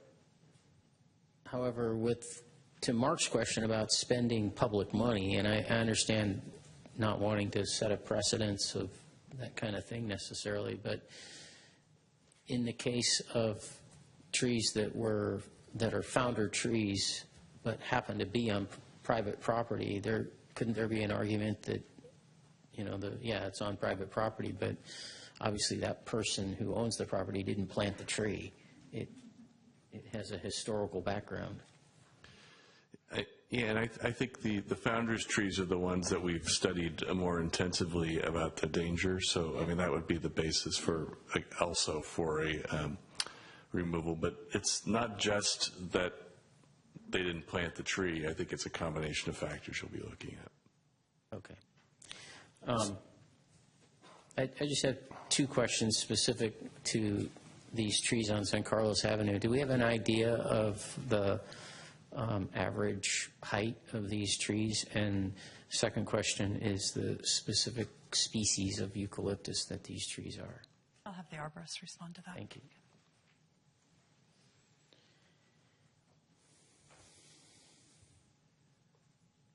Yes, these are Tasmanian blue gums, which is Eucalyptus globulus, and in the report, they're all identified as Eucalyptus globulus. And in the report, we do have a height and a spread column, and some of the trees reach up to 100 feet tall. And then some of the smaller ones are in the 40s and 50s. Usually, the 40s and 50s, a lot of them were trees that the property owner had topped or done some heavy trimming to and brought the height down. And then, so that's it. But every tree was estimated in their height. We used a clinometer to measure the heights just to get a baseline, and then from there we used a just estimated height. Okay. But somewhere around 100 feet would be the tallest of the trees. Okay, thank you. So just one other question, Mr. Rubens. You said that if it's on private property, we need the property owner's permission to take it down. So what if it's really a bad tree and we think it's going to fall over tomorrow? Then I guess there's some legal remedy we go to sort of cajole or convince that it needs to come down. With evidence, we could declare a tree a public nuisance and then take action. So there is an option? Yes. Okay, all right. This is a public hearing. We have a number of speakers, so I'll start calling some names. If folks could keep their comments to around 2 minutes, that would be terrific. The first name I have here is Ken Castle.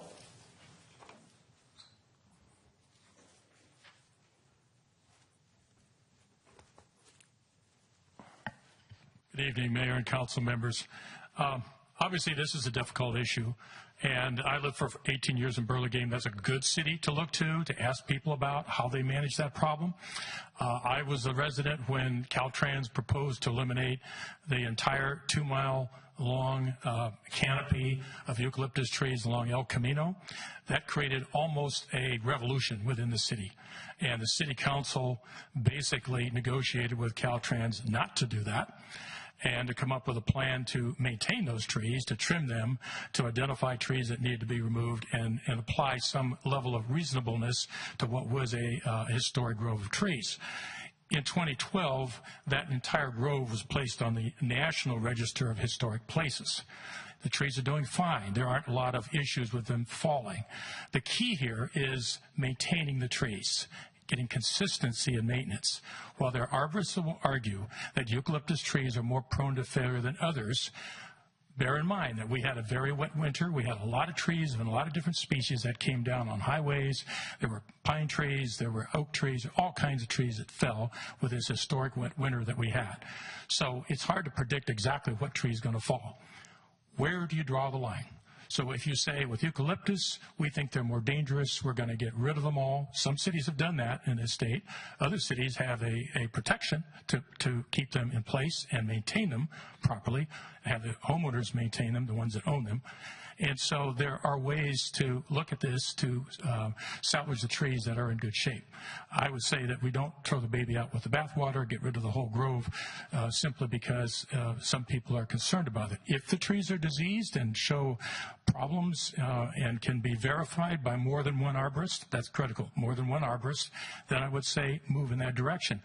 If you're going to tweak the zoning ordinance, please revisit the other tree issues that are in that ordinance right now. One of them allows redwood trees of 72 inches or less in diameter to be removed. This is unbelievable. There's no other city in the peninsula that allows redwood trees of 72 inches to be removed. The codes are 38 inches in Redwood City and 48 inches in Burlingame. Let's fix the whole tree ordinance. Let's revisit what you guys started to talk about in January and look at the rest of the tree issues that should be updated and not just focus on eucalyptus trees. Thank you. Thank you for your comments. Jackie Villard.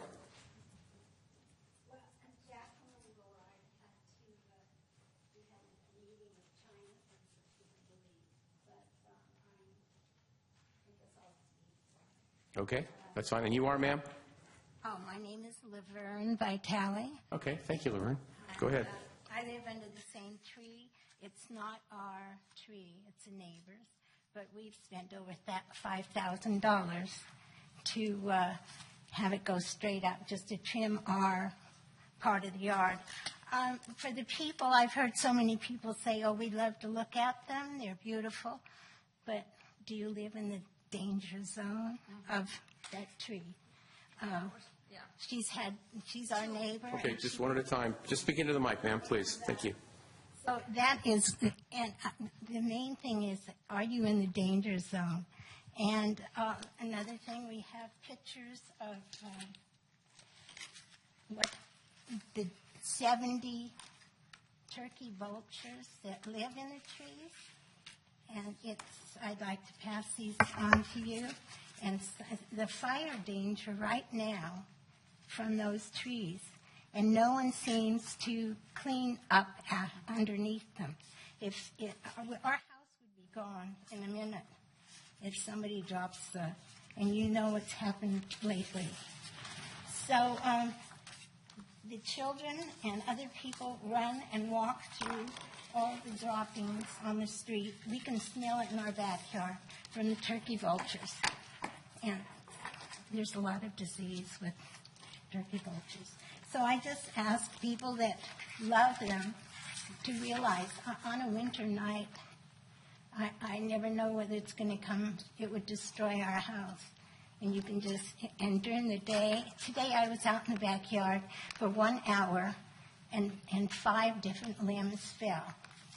So, they are nice, but you never know when they're going to fall. And most of the time, they're shallow roots, and they fall during the heat, during the summer. So may I pass these? Absolutely. Just give it to the clerk or to somebody. That's fine. Thank you. Would you like to come and spend the afternoon and sit under one of the trees? Thank you. Just, ma'am, thank you. If you'd like to speak, you can. You can come right on up. Okay? Did you fill out a form? I did. You can do it later. You can fill out a form later, just for the record. Not a problem. Come on up, please. Come on up. I lived there for 25 years. We had 2 cars destroyed. We had our roof destroyed. We had the thing destroyed. It's in the sidewalk. It goes over San Carlos Avenue. Just come and see. If you like those type of trees, take responsibility, take liability. I lived there for 25 years. I'm scared to death that the kid's going to walk and something's going to come down on them, because it came several times, and we were very, very lucky it didn't hit a person. All those trees up on San Carlos Avenue are dangerous, really. I'm sick and tired of hearing something's going to be done. Nothing has been done. 25 years now. Okay. Yeah. Thank you for your comments. If you I fill out can a send you pictures. I have pictures of the damages. Okay. I can send you. If you'd fill out a form later so the clerk could have it. Thank you so much. All right. Jacqueline Knapp.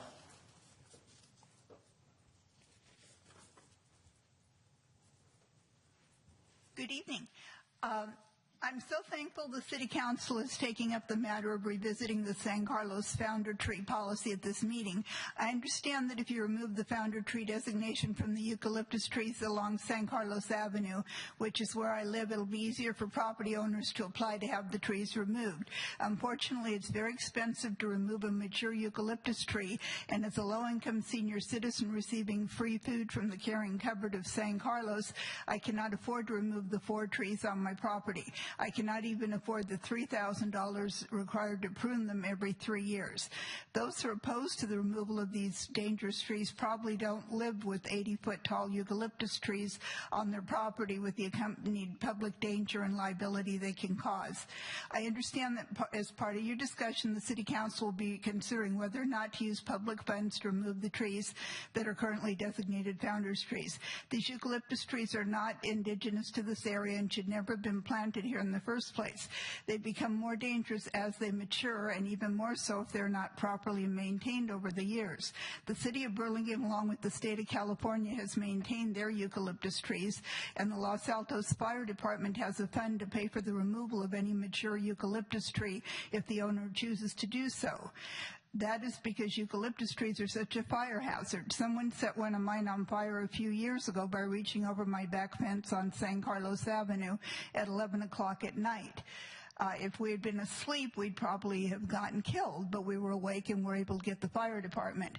You just have to walk outside and breathe the air tonight to be reminded of the tremendous damage fires can cause. The City of San Carlos has not maintained the eucalyptus trees on San Carlos Avenue. They have put that burden on the property owner. Many of these trees have not been maintained due to the high cost of pruning them or the property owner's lack of knowledge concerning how dangerous they can be. I was just given a quote of $3,000 to prune them again. My certified arborist pointed out that pruning them does not prevent them from dropping heavy branches which could kill someone or one of them falling over completely. I was told that dropping branches is the nature of mature eucalyptus trees, and on a busy corner like the one where I live, it is definitely a public safety issue. Since your last City Council meeting, Kevin Kilty, the consulting arborist hired by the City of San Carlos to assess the eucalyptus trees, phoned me for an appointment to actually come into my backyard. He came to take a closer look at my trees and to verify that I have 4 eucalyptus trees as I claimed.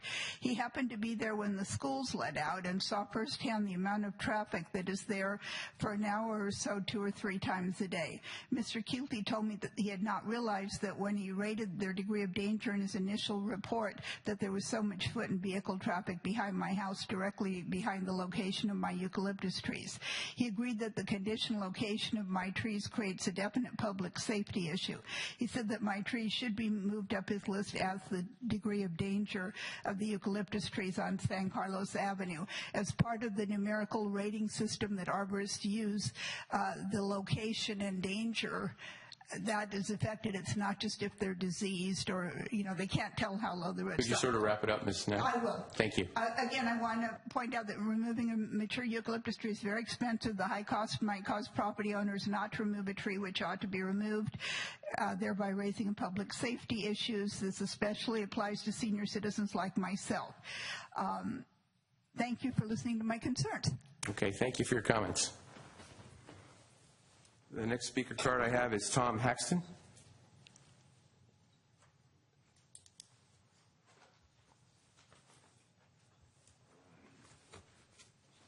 Thank you, Mayor and council members, for opening to public comments. My family and I moved to San Carlos largely because of the city's trees.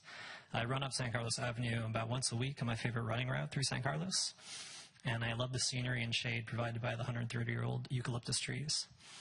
I'm sure that many generations of San Carlos residents will run, bike, or drive along San Carlos Avenue over the next 130 years, and I want to make sure that we make an informed, thoughtful decision before removing any more of these mature trees. In my time, I want to make 3 points. First, the average tree isn't dangerous. Second, the average eucalyptus tree isn't any more dangerous than any other tree. Third, the city already has a mechanism for removing unsafe individual trees. The argument to find all these trees as unsafe is based on a preliminary inspection technique that has proven to be wildly inconsistent and should not be confused with a comprehensive hazard inspection. The average tree is very safe. On average, falling trees cause 34 deaths per year in the United States. That's fewer than the number of deaths from lightning and 1,000 times less than the number from car accidents. The average eucalyptus tree is no more dangerous than the average tree. In temperate climates like ours, they typically live 400 to 500 years. There have been 6 tragic deaths from falling trees in Northern California in the last 14 years, but none of them have been from eucalyptus trees. 3 were from oak trees, and 1 each from an elm, a redwood, and a Monterey pine. If the city has heard arguments suggesting that eucalyptus trees are more dangerous than other trees, as a scientist, I'd be happy to help review the research. I searched the last 100 mentions of eucalyptus in the San Carlos e-packets, and I did not find any mention of such research. Individual trees of any species can become more likely than average to fall due to conditions like porous soil drainage or disease. So they need to be regularly inspected to prevent accidents like the tree that fell on a car during a windstorm in 2006. There are a few different ways to inspect trees. One is to visually inspect the trees, which has been done in 2005, 2015, and this year. In the 2015 report, the arborist Richard Huntington stressed this technique should not be taken as a complete hazard inspection. More accurate methods include a drill test or sonic tomography, 2 methods to measure the extent of decay within the tree. Drill tests are invasive measurements that involve cutting holes in the tree, while sonic tomography is a non-invasive scan of the tree that does not damage it. During the visual inspection this year, the arborist Kevin Keelty identified 3 trees for drill testing. After the drill test revealed decay, these trees were cut down. Because they've been identified as unsafe, the removal was allowed without any rewriting of the city code. The city now proposes to change the city code so that these founders trees can be removed without being identified as unsafe. But confusingly, it cites safety as a reason for doing so. Shannon Bergman commented on this before her dissenting vote in the Planning Commission meeting, where this recommendation was passed 2 to 1 out of 5, with 1 member absent and 1 recused. The safety argument seems to be based on the visual inspections that were conducted in 2005, 2015, and 2017, but the extreme inconsistency across these 3 inspections highlights how these visual inspections should not be used as a complete hazard inspection. The 2005 report conducted by Kevin Keelty when he was at Maine Tree Expert Company rated 2 of the trees as likely that the entire tree or large trunks would fall. The 2015 report conducted by Richard Huntington at Maine put 0 trees in this category. This year's report, conducted by Kevin Keelty, now at Keelty Arbor Services, put 16 trees in that category. Mr. Haxton, could you sort of wrap it up? Thank you. Yeah, I don't see any reason to change the city code to allow for the removal of all these mature and historic trees that provide scenery and shade along San Carlos Avenue. We should continue to use visual inspections to triage trees for more accurate assessments, but use those accurate assessments to determine if individual trees are unsafe. Our city code already allows for removal of these trees, so no revision of the city code should be necessary. Thank you. Thank you for your comments. Next speaker is Nancy Oliver.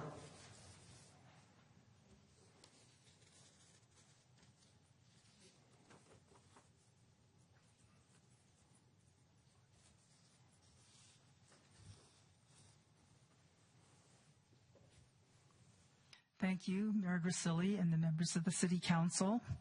I just wanted to talk a little bit about heritage, and part of it relates to these trees. They were planted by Julius Johnson, who was an employee of Mr. Phelps, and if you've read anything about Mr. Phelps, you know how important a man he was and who lived in San Carlos.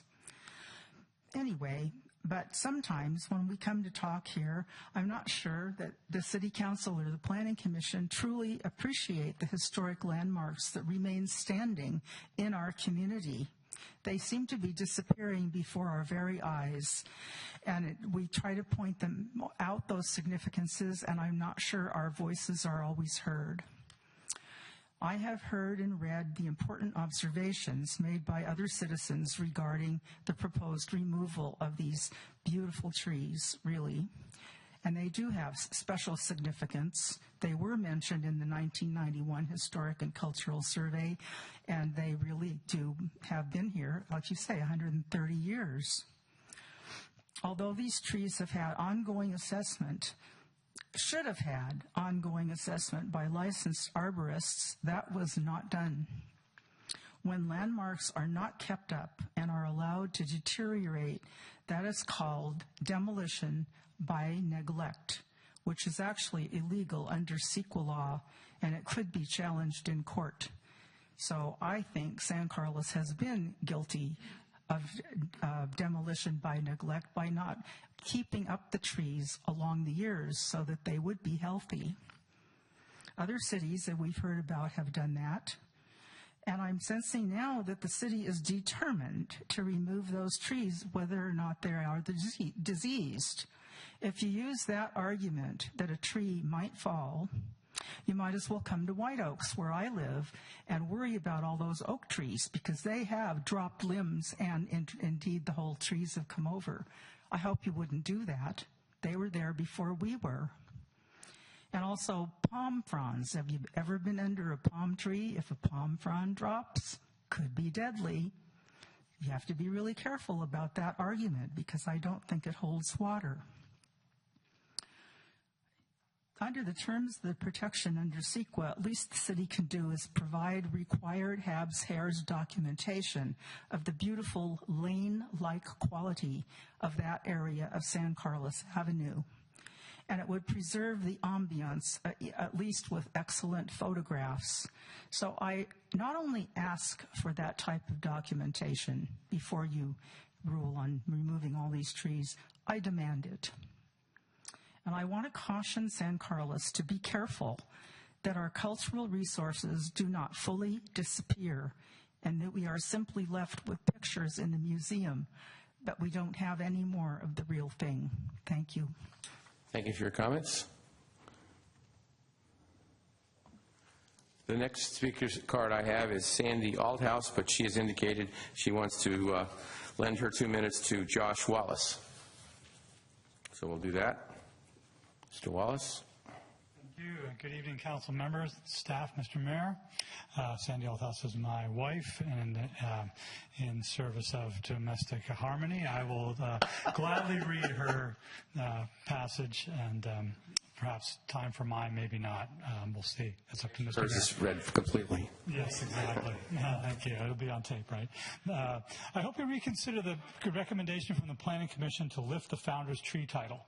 Not only does it condemn the eucalyptus trees along San Carlos Ave, but it will send the wrong message to the residents when it comes to cutting trees on their property. San Carlos should be a tree city and inspire residents to preserve what's here. Of course, change is inevitable, but there's a desperate need to maintain some things that precede us. Slashing and burning is not good planning. Good planning incorporates the old with the new. The comment made by Commissioner Harper Peterson in the September 5th Planning Commission meeting saying Guy Phelps made a mistake by planting these trees 130 years ago and now we can fix it is presumptuous at best.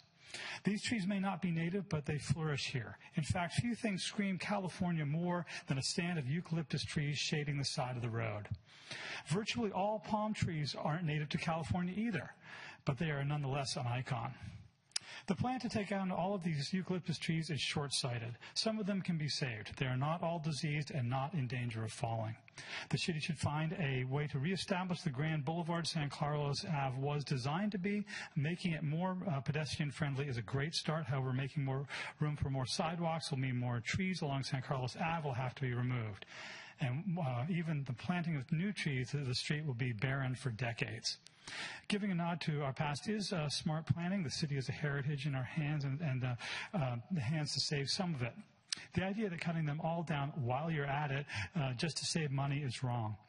These trees should be evaluated individually, and the Founder's Tree title will not only give the go-ahead to take all of these trees down, it'll send the message to residents that if the city doesn't do what it can to preserve historic trees, why should they?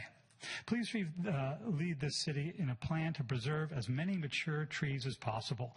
Maintaining the designation of Founder's Tree will set an example to residents to preserve mature trees and help protect the city's wide canopy of trees that is growing thinner every day. Thank you. Thank you, Mr. Wallace. Next speaker card I have is Cara Vonk.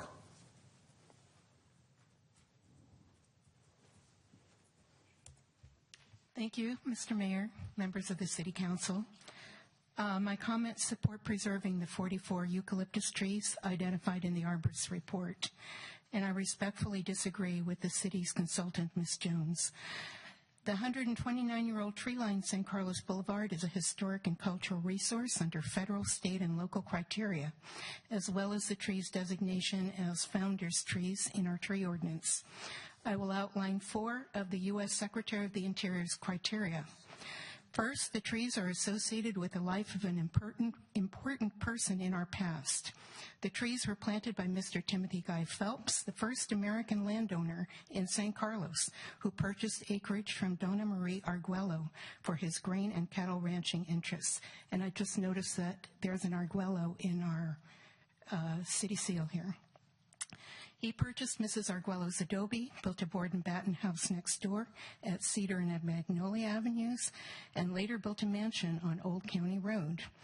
Mr. Phelps was a state legislator, helped establish San Mateo County, ran for governor, although he lost to Leland Stanford, was a U.S. senator, collector of customs in San Francisco, and a longtime regent of the University of California. Second, the trees have a historical association with the development patterns and trends that shape San Carlos. With the advent of railroad travel down the peninsula, Mr. Phelps was the first to recognize the suburban development potential of San Carlos, calling it Phelpsville. He therefore established a development pattern or trend that resulted in the city's incorporation after several more tries by others.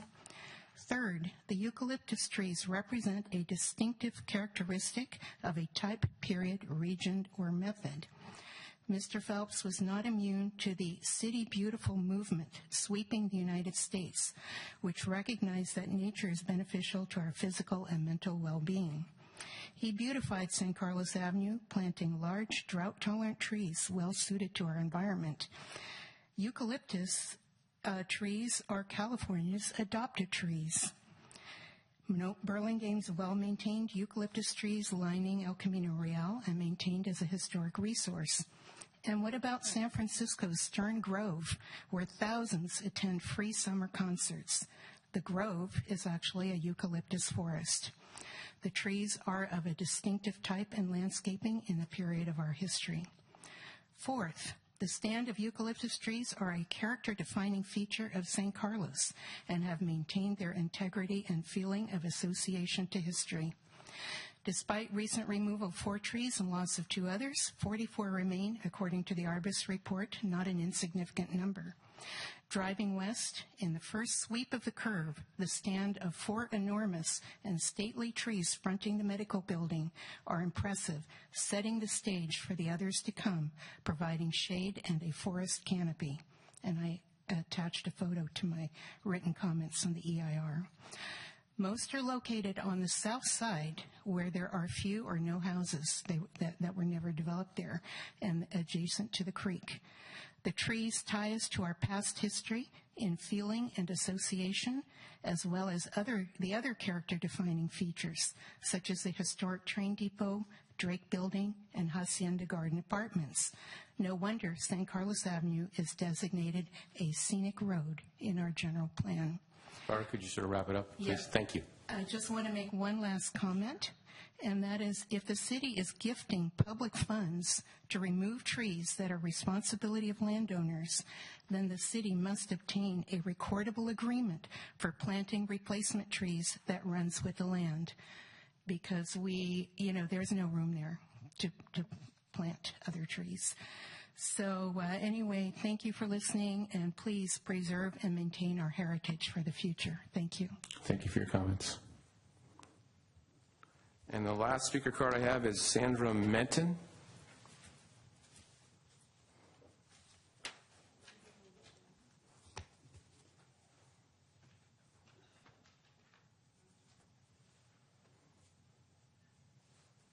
Good evening, council and staff members.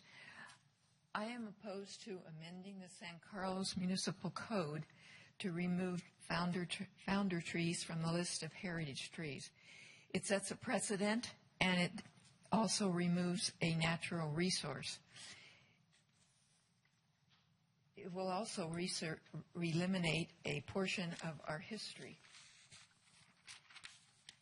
The city of San Carlos has an opportunity to combine the past with the future by bringing beauty to one of our busiest thoroughfares, San Carlos Avenue, from Sycamore up to the Alameda. A coalition of city staff and San Carlos residents and local landscapers could come together to build a design which would include the eucalyptus and established trees and shrubs, and in addition, adding a variety of flowering plants and trees. A walking path could also be included for all to enjoy. As the plan comes into place, it will draw our community together, as well as serving as a model for other cities along the peninsula and throughout California. Any plan that is developed for this area under review needs to be done before the eucalyptus are removed, and the budget must be set in place for completing the project, the new plan. Thank you for the time to express my concerns, and thank you for listening. As a PS to my notes, our neighbor to whatever direction we are, Belmont, has just opened a new park called the Davie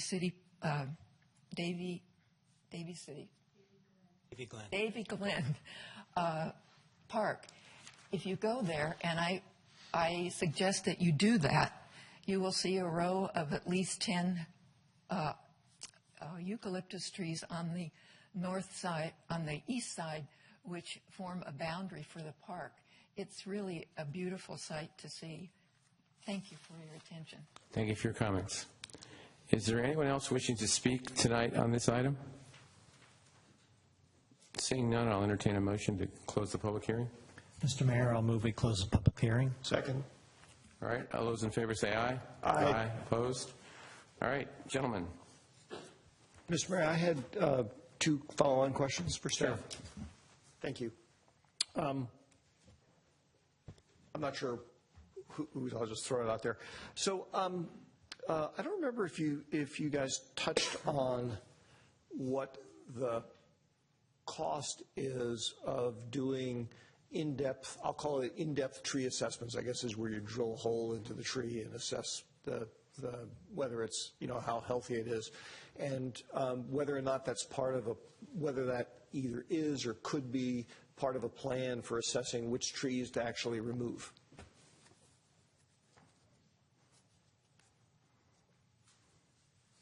I knew there was somebody out there who'd have the answer. I can give you an idea on that. The tomograph that we talked about, Caltrans spent $6,000 on one tree and had it They had it tomographed, and the results were not very conclusive. The tree was removed anyway, but that was one of the El Camino trees. They had recently lost 2 trees on El Camino that fell across the street and hit an apartment across the street, which triggered that measuring. The ground radar, City of Burlingame, spent $4,000 on 2 trees, and that was quite inconclusive due to the fact they couldn't tell which tree the roots came from, or the diameter, like Lisa said, and the decay on the tree.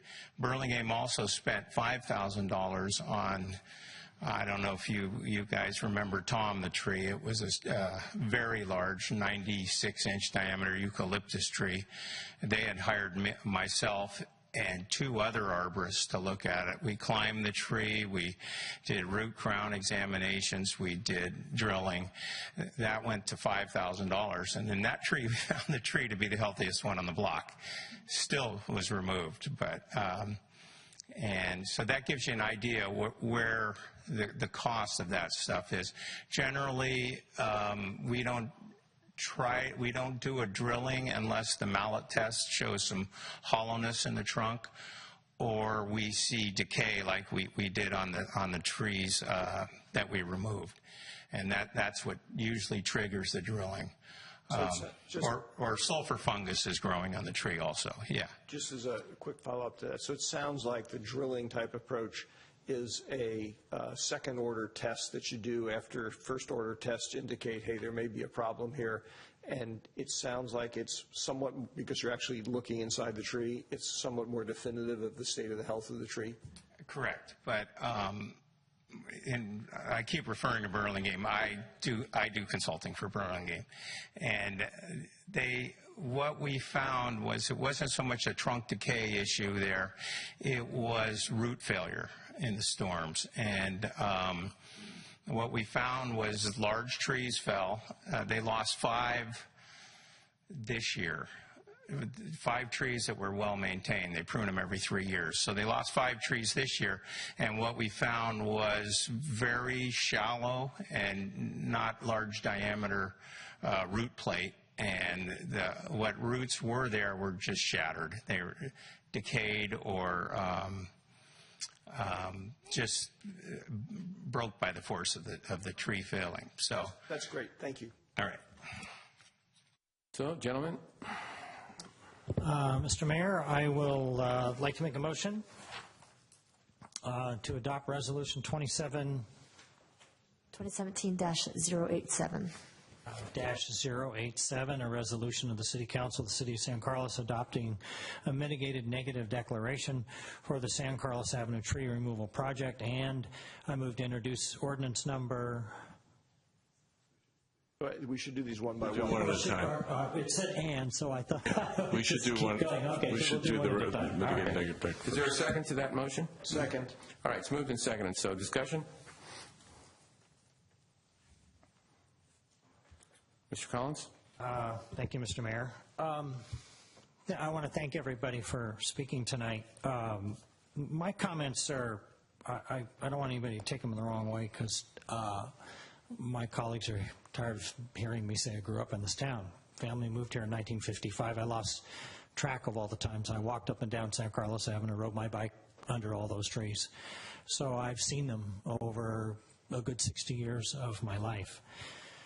But they were planted 120 or more years ago, and, you know, all good things must come to an end. I think their time has come and gone. As a council member, as council members, our primary responsibility is the public safety of our citizens. In the last 11 years, either two entire eucalyptus trees or the branches of another eucalyptus trees have fallen on cars and injured people. Not one other tree of any other species that I'm aware of has done the same in that last 11 years, and I would venture probably in many more years than that. I just think that their ongoing danger outweighs their preservation. to the comment that the city's responsible for the maintenance, many of the trees are on private property. A lot of residents have not maintained those trees. So it has fallen on us to offer to help remove those trees. And they are expensive to take out. I have 2 giant redwoods in my backyard. My neighbor asked if I could take them out. I asked an arborist how much, and he said, $10,000 a tree. Well, $20,000 to take out 2 trees is a lot of money. Somebody made a comment about, maybe we should get rid of, or that we don't get rid of palm trees. I'd get rid of all the palm trees tomorrow. I think they're a public nuisance. I just don't think it's realistic to say that we ought to keep these trees. Burton Park, I think, is a great example of what I would call addition by subtraction. 23 ironbark trees were taken out 5 years ago. I think few people would argue that that park doesn't look better today than it did before. A lot of trees that people didn't know were there are flourishing. A lot of brand new trees were planted. And to the comment that, the trees aren't near anybody's properties, they're over 100 feet tall. There are many, many homes within 100 feet of those trees. If they fall north or south, I don't want it on my conscience that one of those trees fell through, crushed a house, and crushed someone inside. The liability of the city is incalculable. And of course, and that's one of the reasons I made the comment before, that we will have a plan to replace the trees. Some of the trees, some of you might have noticed that have been removed, when they are removed, what do you see behind them? You see more trees. There's live oak trees, there's maple trees, there's a lot of other trees that are behind those trees. So eventually, once those trees are out, and they won't all be taken out once, they'll be taken out one by one over a period of time. There will be a plan, and as long as I'm on the council, I'll make sure that we pursue that plan to plant native, attractive, well thought out, well-planned replacement trees that will grow up to make that road as lovely as it looks now. And finally, the comment about Davy Park, or Davy Glen Park, that's a great park, but it's a park. It's not near a thoroughfare. It's not near a house. I don't think it's really a fair comparison. So I want people to understand why I'm voting the way I am. As I said, our primary responsibility is public safety, and I think the time has come that we have to face it and take that responsibility and proceed. Mr. Olbert. Thank you, Mr. Mayor. I'll echo some of what Ron said, but I have a little bit different perspective on this. I actually really wish there was a way that we could maintain the trees. And I've spent a lot of time in talking to individuals and then talking to staff about various ideas and stuff. The problem seems to me come down to, what a recently famous federal official once called, it's the unknown unknowns that really cause you a problem. There are many times in many situations where I wish there was a way to simply assess a situation to know exactly what the state of it is so that we can make precisely the right decision or precisely the best decision. The difficulty is in real life that's almost impossible for anything except the really trivial kinds of situations, and this is not one of those. The last set of questions I asked the arborist about the utility and value of doing in-depth testing and drilling into trees was in fact targeted at the notion of, I was thinking of maybe suggesting that before we remove anything that we actually do an in-depth assessment of it. I'm still actually in favor of doing that, but I'm not going to even propose that we make that as a requirement because he has convinced me, as has my own reading, that you can do those assessments and say, hey, the tree looks good, and then it comes down. And it's because of its age and its nature and climate and who knows what else. Okay? That's the unknown parts. I do think it's really, really important that, it's not part of this action we're voting on right now, nor the next one as far as I can tell. It's really important that I think we make a public commitment to replace every tree that we take down to the extent we possibly can. It maybe not in the exact same location, but if we take a tree down, we can put a tree up someplace else, okay, someplace nearby. I think that's very important. Oddly enough, I would even be willing to have staff consider that the replacement trees perhaps be eucalyptus trees. And before anybody, like my colleague Ron, wonder if I've lost my mind, that was part of the reason I asked the question about when was the first failure of the eucalyptus tree. My sense is, from talking to people, they lived in San Carlos for a long time before they started coming down, okay? And, you know, there's different ways of maintaining heritage. You can maintain heritage with the exact same things, or you can maintain heritage with the same kind of thing. It's kind of like the city council. None of us are going to be here long enough, but there will be a city council sometime in the future, and that's part of our heritage too, even though the individuals come and go. So I'll leave that to staff to think about. There may not be anybody else in the dais who's willing to accept that, but it's kind of a little bit with a heavy heart that I'm going to support. You know, that's why I support this motion. But I just want people to understand that I appreciated all the time they spent coming forward and talking about things, and I really did listen carefully to what you said and did what I could in terms of my own research and talking to people about trying to see if there's a way to get out of this unknown box. So. Thank you, Mr. Mayor. All right.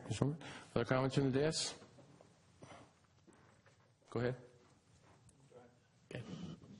I don't want to add too much, but I am going to support this. I would just say some of the things I've said to people at coffee that have talked to me about this, because I'm at the plantation every morning, and this has come up. And my feeling on it is, unlike buildings, you know, buildings have to be built, and, you know, a lot of goes into putting up a building.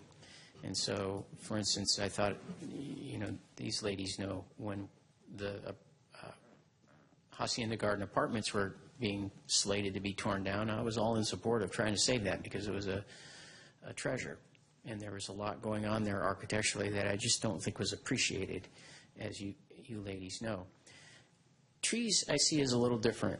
Number one, these trees, regardless of whether or not they are a safety issue, and I believe they are. I had a cyclist friend tragically and just out of the blue killed by a tree branch that fell off of a eucalyptus tree in Los Altos and killed him.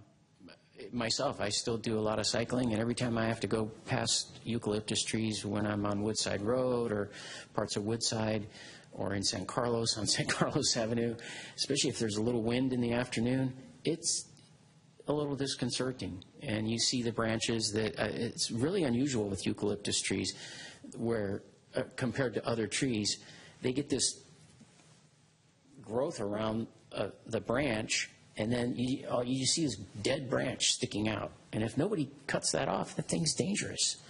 I don't see that kind of thing with other trees. The closest you can come to it is on redwood trees as they grow taller. And you see the lower branches. It's called duff. You know, those branches just fall off. Not nearly as big, though, usually. Anyways, that's my biggest concern is the safety issue.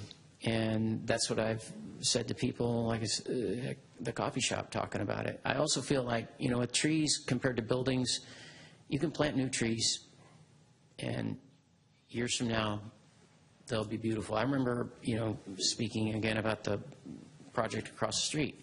When Chris Withman told us, oh, we're going to put trees up and that's going to soften it, and I thought, yeah, right. That'll take forever. Look across the street. Look at the trees that were planted. That wasn't so many years ago, and those trees are as large and as healthy as the trees on this side of the street in front of City Hall that have been there longer. We planted trees at Burton Park. I was trying to find, Amy, a current picture of what we did there, where we took down the black bark eucalyptus and planted new trees. And today it looks great. That wasn't even that many years ago that we did that. So trees grow, and hopefully what we do, and this is my closing comment, is I'm happy that if you look at the next steps that are on our handout here, one of them is staff will retain a consultant to work on a tree planting plan with the pedestrian safety improvement plan for San Carlos Avenue, similar to what you were talking about, Sandy, to have a plan. And that's what we want to do. So hopefully what we do in 2017, 2018, and 19, whenever all this happens, 50 years from now, people will say, boy, council really made the right decision, and look at these beautiful trees, whatever species we come up with, hopefully something native, and we'll have people appreciating that and appreciating the new heritage of San Carlos. So that's my feeling about it. All right, thank you. Mr. Johnson? So trees are one of the things that makes living in San Carlos such a nice such a nice thing. And just a couple weeks ago, I was out with some volunteers planting a new tree at Burton Park. Just 2 weeks ago, my son and I together planted a new tree in our backyard. I'm going to support this, very reluctantly. We don't want to take the trees out, but we believe we've had a tree came down in 2006 and crushed a car. A tree came down just a few months ago near a school. We can't, or I can't, in good conscience, go forward knowing that, a tree could come down and seriously injure or kill someone in this city. And as my colleague said, we're going to put together a plan that comes up with some really nice replacement trees. So I appreciate the passion for folks who want to preserve those trees. I understand it, but in this case, I think we have to side on the side of public safety. Okay, thank you for your comments. I'm going to support this measure also, but I am not, just because I support it doesn't mean I'm going to go for 63 trees. I would like staff to be a little more specific, and perhaps, Mr. Kilty, I can understand 12 is bad. I get that. Is 8 bad, or is 8, or how about 5, or 4, or 3? So some of these are ranked in different ways, and I'd really like to really dive down and understand what they are, because just because they're on the list doesn't mean they have to go. But I do echo my colleagues' comments about safety, especially where this is located, the walkway to Arundel School. Kids are there every day. And like I said, just because we vote this way doesn't mean we're going to vote that way the next time, and that's when we're going to decide what we're going to do on whether we're going to take them out. So if staff could give some more details on what the levels are, I'd really appreciate it. All right, so we have a motion, and we have some discussion. A roll call, please. Councilmember Collins? Yes. Councilmember Grocott? Yes. Councilmember Johnson? Yes. Councilmember Obert? Yes. And Mayor Grisilli? Yes. All right, there's another item here. Is there an ordinance that someone wants to make a motion on? Yeah, I'll make a move to introduce ordinance number 1524. 1524, an ordinance of the City Council of the City of San Carlos amending the San Carlos zoning ordinance, section 18.41.020, removing Founder's Tree from the definition of protected trees. Is there a second? Second. Second, all right. Discussion? Any comments? Yes. Yes, Mr. Olbert? Mr. Mayor, I'll try to be a lot briefer this time. Two things. One is I do hope when the specific plans come back that we incorporate in them a commitment, as I mentioned before, to replace the trees. I want to see that in the specific plan that comes back for removing trees. And then the other sort of general topic that I'd like staff to think about, and I certainly appreciate the concerns that folks on limited incomes have dealing with a $10,000 or $20,000 exposure to remove a tree. I am a little bit hesitant to simply spend public money in those situations. Personally, I would rather have to remove any tree that was on private property that was targeted for removal. I personally would rather see us do something like the programs that we have in other areas, where if somebody has a particular financial situation that we need to address, that we help them, kind of like we do with the low-income things on garbage rates and sewer rates and whatnot. So I don't have a specific recommendation on how to do that. Nobody else may feel that need, but that's an input that I'd like to see considered, because I do want to make sure that we properly spend public money. Thanks. All right. Any other comments? Otherwise, call the question. Go ahead. Roll call, please. Councilmember Collins? Yes. Councilmember Grocott? Yes. Councilmember Johnson? Yes. Councilmember Obert? Yes. And Mayor Grisilli? Yes. All right. Thank you. And we will revisit this. Mr. City Manager, when do you expect that we would have this back? I wouldn't expect this will be back until probably just after the first of the year. All right, just want to get a feel for the time. Thank you. All right, moving on. Next item is 10A, consideration of adopting a city impacted by Hurricane Harvey. Ms. Peterson? Good evening, Council. My name is Tara Peterson, Assistant City Manager. Before you this evening for your discussion and consideration is the possibility of adopting a city impacted by Hurricane Harvey. So little information about the hurricane. Its highest winds were 130 miles per hour. It lasted from August 17th to September 3rd. There were 83 fatalities, and 13 million people were impacted in the states of Texas, Louisiana, Mississippi, Tennessee, and Kentucky. Hurricane Harvey made landfall in Texas on August 25th, and thus far it appears to be one of the most damaging natural disasters in U.S. history, just behind Hurricane Katrina, although that could change with some of the other more recent hurricanes and other disasters.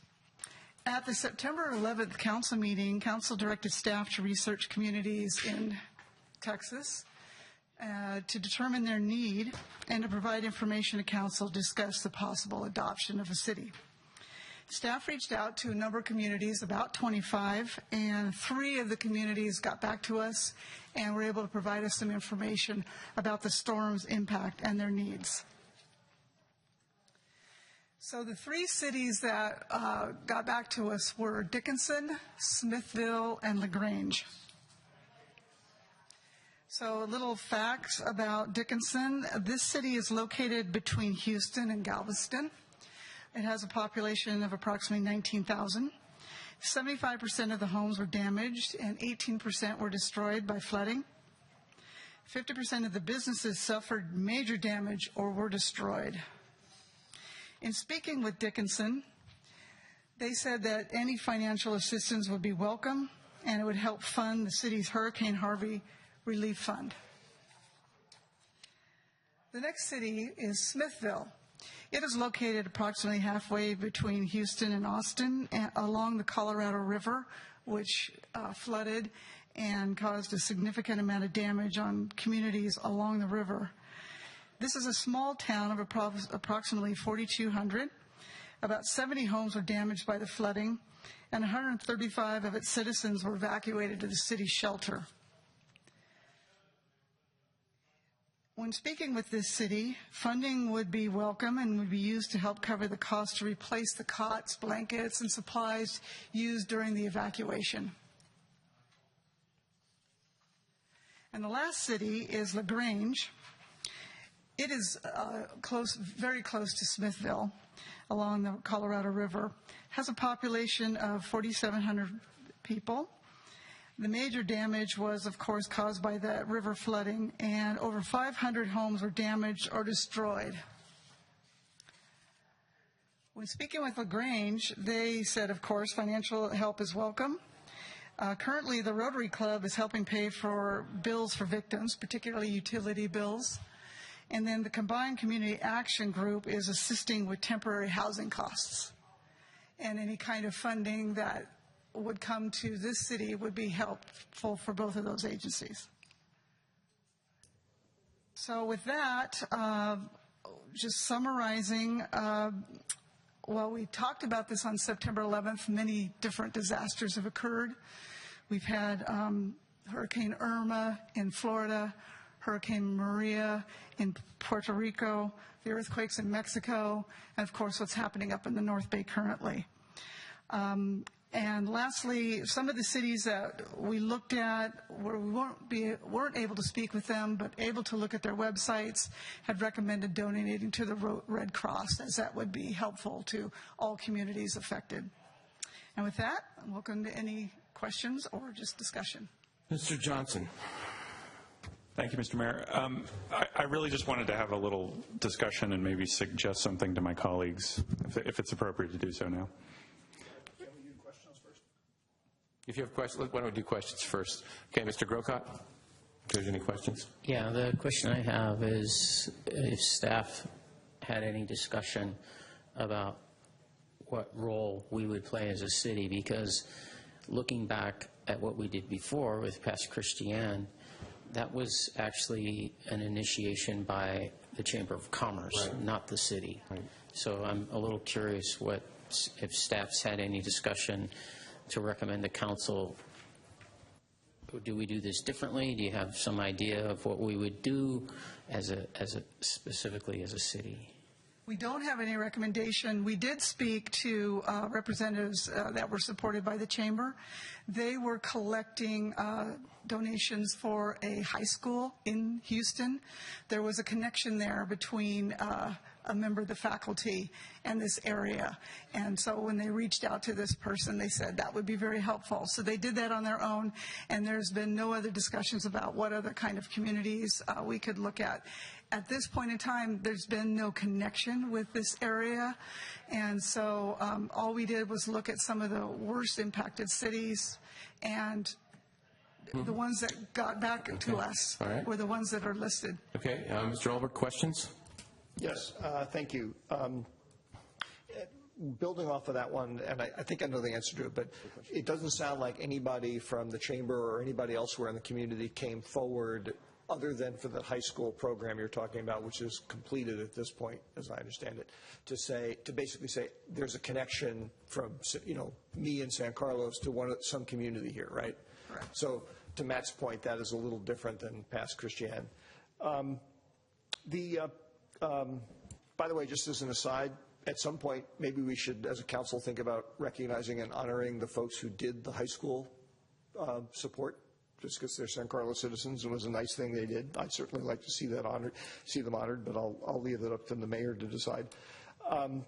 The last question I had is, depending on how we move forward with this, if we don't pick a particular community, this is a question for Greg, are we able to take this information that staff has gathered and post it on the website so that it's publicly available for people, that we're not sort of recommending that, you should do this rather than something else, but we want to share the benefits of what we learned?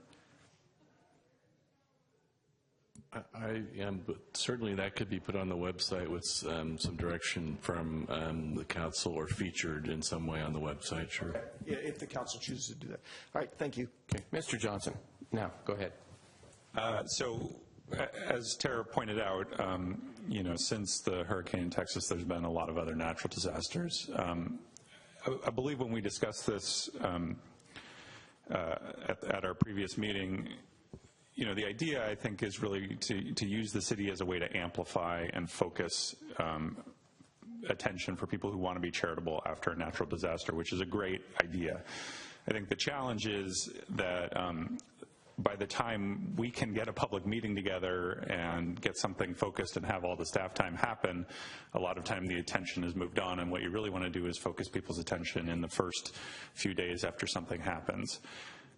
What I was going to suggest, potentially rather than adopt a particular city, is to have staff draw up some policy whereby the mayor and the city manager can, at their discretion, decide to provide information to the public using whatever communication channels we have available to say, hey, there's been a natural disaster, there's been a tragedy, and here's how you, citizens of San Carlos, can have a positive impact. Here's the best uses of your charity. And that way, it would allow us, kind of in the spirit of what we're trying to get at here, to be able to communicate and focus attention in the first 24, 48 hours after a natural disaster.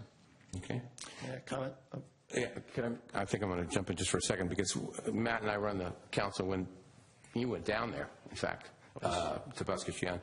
And, again, it was the Chamber of Commerce that spearheaded this. I'm not sure how that city was selected, but regardless, it was selected by private citizens, and the city helped support, and people went down there. I did not, but Matt did, I know. The difficulty I have, with this now, I mean, it didn't have it then, but as you mentioned, this has been 2 weeks of hell. Where do you, even today, I know a person who lost their house in Kenwood, a personal friend. And I don't know where it starts or where it stops. I certainly think that for all these disasters, we could put information on the, sort of to Mr. Johnson's point, information on the website to say, hey, if folks for Texas or Florida or Puerto Rico or Las Vegas or Sonoma, Napa, et cetera, Napa, Sonoma counties, this is where you can, donate or whatever. I think that's wonderful information. But to select one or to select part of it, I don't know how I don't think I could vote for any of that. I'm not sure I could because there's just so much out there. But that's just me personally. Mr. Collins? Thanks, Bob. Yeah, my only problem with this is not that we shouldn't do something, but we have LaGrange, we have Dickinson, we have Smithville, we have Puerto Rico, we have several places in Florida, and this is happening with greater regularity. There was another tropical storm that hit Mississippi, I think, over the weekend. These things are just going to keep happening, particularly with climate change. So I kind of like Cameron's idea of maybe setting up a protocol, some sort of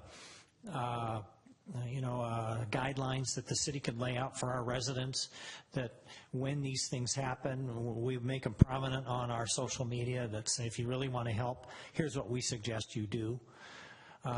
Because otherwise we're going to have this discussion every year. Who do we adopt? Who do we help? Mm-hmm. Every week. Mr. Olbert. Thank you, Mr. Mayor.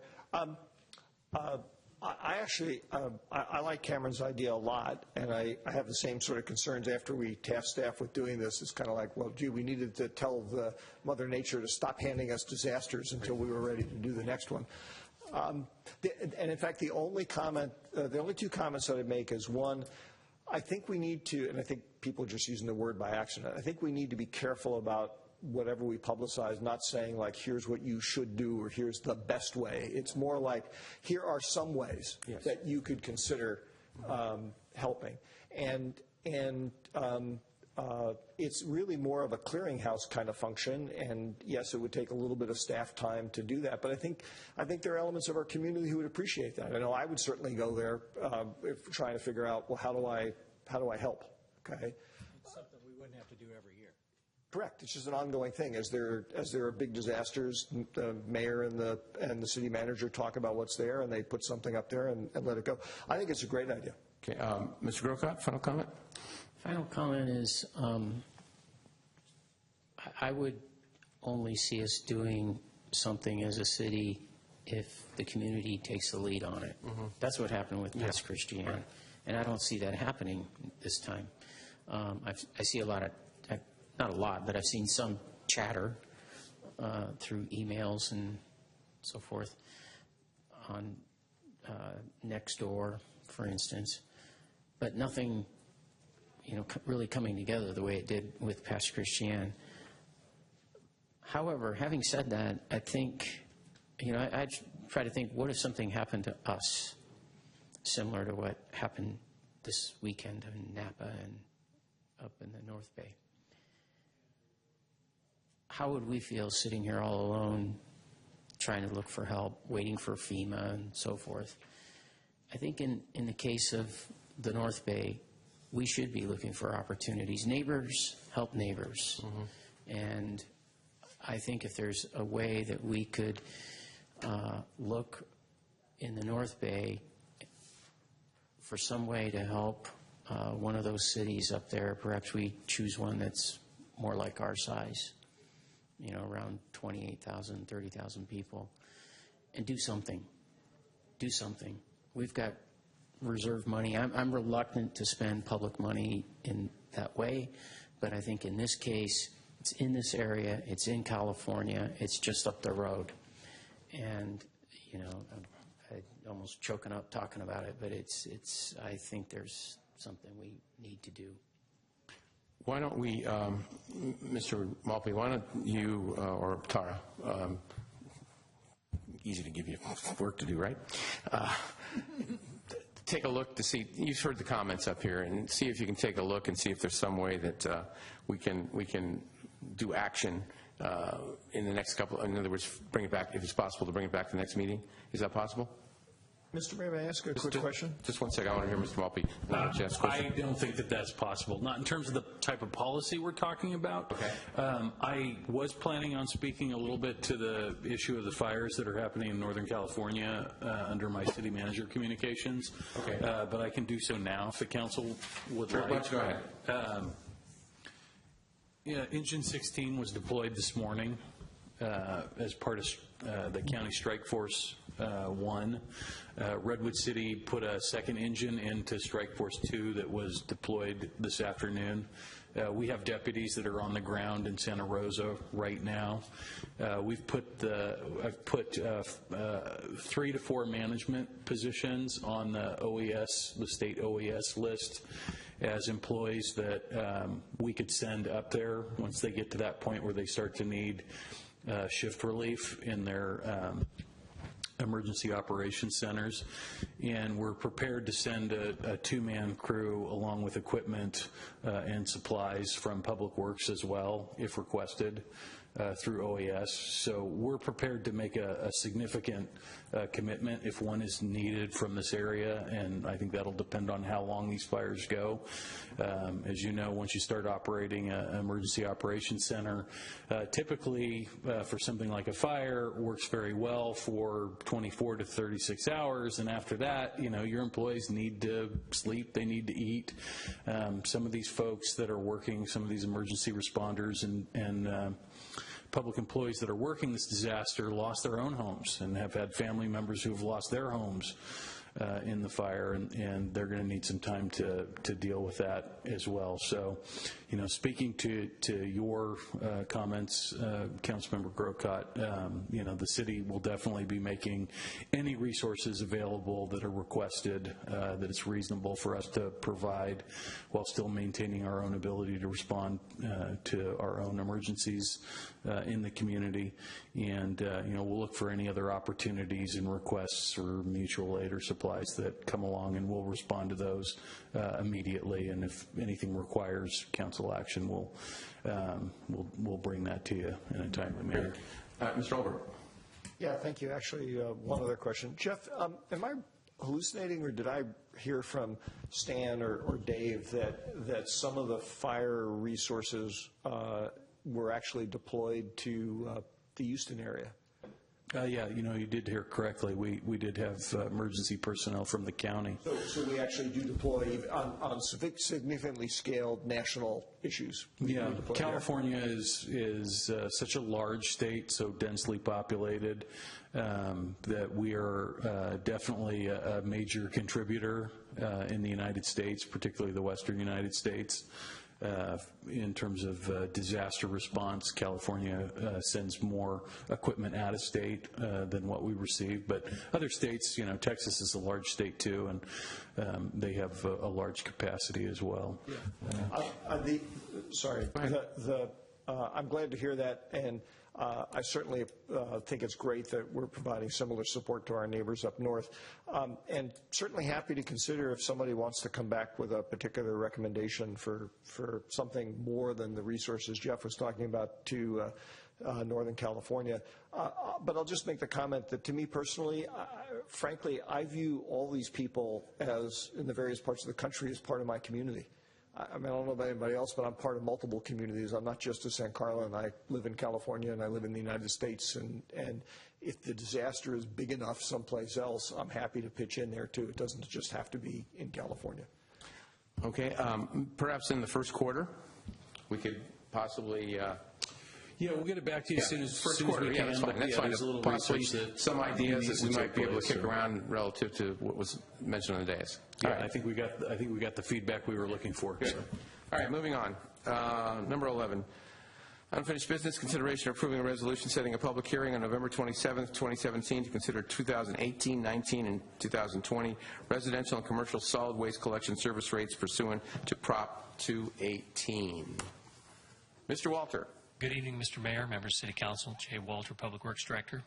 This can be as short an item as you would like it to be. But essentially, if you remember at our last meeting, we had a glitch in the title of the agenda item in terms of the setting a 3-year rate increase scenario. And so what we've done is we've corrected that item title. We have, wherever the reference was to the solid waste rates for 2018, we've included 2018, 2019, 2020. We have incorporated suggested changes to the Prop 218 notice and have revised that notice, and it's included as part of your package. So tonight I did not plan on making a long presentation again because you essentially heard the item last meeting. But just in case you have further questions, we do have representatives from Ecology in the audience, as well as our financial consultant, Alex Handlers from Bartle Wells. So with that, I'll just take questions. But essentially, we have revised this item to be able to have you set the date for the 218 hearing on November 27th. Thank you, Mr. Walter. Questions? Mr. Olbert. Thank you, Mr. Mayor. Thank you, Jay. First off, an observation. I very much appreciate the tweaks that staff made to the Prop 218 notice. I actually think it actually does not that the other one was bad, I think it does a nicer job of explaining why we're doing stuff, which I think is helpful to a lot of citizens. Just sort of for the record, I want to make sure before I vote on this, this is the plan that basically starts to fix some of both the commercial versus residential discrepancies, let's call it, of cost versus revenue, and also addresses the same type of problem as it exists within the different sizes of residential carts. Is that correct? That is correct. It looked like it to me so I just want to make sure. Thank you. Okay. Other questions? If not, I'll entertain a motion. Mr. Mayor, I move... Excuse me, I apologize. Wait 1 second. Is there anyone from the public wishing to speak on this item? Seeing none. Okay. I think Gina wants to say something. No, it's okay. You don't say get out of here. Go ahead. I'm sorry. Motion, no, please. Okay. No, sorry. I move to adopt Resolution 2017-88, a resolution of the City Council of the City of San Carlos setting a public hearing on November 27th, 2017 to consider 2018, 2019, and 2020 residential and commercial solid waste collection service rates pursuant to Proposition 218. I second. Okay, there's a second. Any discussion? Hearing none, roll call, please. Councilmember Collins? Yes. Councilmember Grocott? Yes. Councilmember Johnson? Yes. Councilmember Obert? Yes. And Mayor Grisilli? Yes. Okay, item 12. Thanks, gentlemen. Council communications and announcements. Anyone have any announcements? Yes. Go ahead. 2, actually. One is that I'm sure you all have heard about how Belmont and Redwood City have been either talking about or moving forward with making adjustments to their minimum wage statutory environment, I guess I'll call it. I'm not sure they had minimum wages defined previously other than the state ones. And we had talked about that at a council strategic planning discussion, I believe, early this year, and then tabled the item because of concerns about the staff resources that might be taken up to have to study it. And I just wanted to bring the issue back to see if there's interest in having some, at least preliminary discussion on the dais of whether we should do something like that in San Carlos, with the idea being that we can save the staff time by living off of the work that Belmont and Redwood City are doing, which admittedly they're different communities, but there's a lot of overlap. So it was just kind of an idea I wanted to tee up, see if anybody else wants to bring this issue back a little bit more live than where we left it. Gentlemen? I'm sorry, I'm confused. Which part? The whole topic? The notion of looking at what other cities are doing on various things so that we can maybe... Oh, let me back up. Yeah. We talked about, as a group, whether or not we ought to have a discussion about enacting some kind of minimum wage regulation in San Carlos. As I recall, maybe I'm recalling wrong, there was general support for having that discussion, but we then later said, this is too busy a year, staff is too busy. And so that's where the second idea came in because we never had the in-depth kind of discussion about it. And, for all I know, there's no interest on the council in actually doing it. Or maybe there's interest, but once people sort of start kicking the tires on it, they go, forget it, not interested. I'm just looking to see whether we want to bring the issue back and make it a little bit more live. using this other neighboring community stuff. Doesn't sound like it this year. Maybe next year, possibly, because of all the things that are going on. But other comments or communications? Yes, I have one other. Yes, sir. This one is also an item to see if we want to agendize something. Given the very horrific event that occurred in Las Vegas the other week or last week, California has some very robust gun control laws, and we've recently improved them as a state. Personally, as a member of the council, I wouldn't mind having a staff presentation and discussion from both, I'm thinking both Rubens and Rothaus here, probably leading the charge on it, about whether there are any other things that we could reasonably think about doing locally that might help improve the situation as it relates to mass gun violence. I know it's a very important topic for people, but people often are kind of like, well, I'm not sure what we can do. And I'm not trying to say I have 3 items that I want us to act on, but I'd at least like to have our experts come in and talk to us about what might be possible so that we could at least have a discussion, because I just think it's a very serious topic. I'd be in support of that. We're one short, so. Well, at least I got one that time. That's true. Mr. Collins. All right, thank you, Mr. Mayor. Just a couple things. A couple of meetings, committees I sit on. The Heart Board voted to loan $3.5 million to Palo Alto Housing to construct 67 all of 100% affordable housing units in Redwood City on county property. County Board of Supervisors, I think, is going to act to rezone the area, and so that is one of the first major things since I've been on the Heart Board for 5.5 years that we've really been able to do. The money obviously came from the county. The county loaned Heart $5 million to do exactly this, and we're really proud to have a project now to put out there. The second thing is I also went to the Caltrain electrification meeting last week. And very soon, probably in the next 12 months or so, if you drive up and down El Camino, anywhere near the tracks, you're going to see poles and wires being installed. And if you need more information, you can go to caltrain.com/PCE construction, and there's a whole site just dedicated to all the poles and wires are going to be going up for the trains. They expect the first train to roll off and be operational in 2020. Okay. That's it. Thank you. Mr. Grocott? So a couple things. One, something that kind of on the personal level, I sent an email out to some of the staff and council members asking for support for the Canary Challenge, the bike ride I did, and thank you for the support that I received. You did. You gave me, gave me a check. It's tough getting old, Bob. So. That was a long time ago. Yeah. Well, so many things have happened, as we talked about.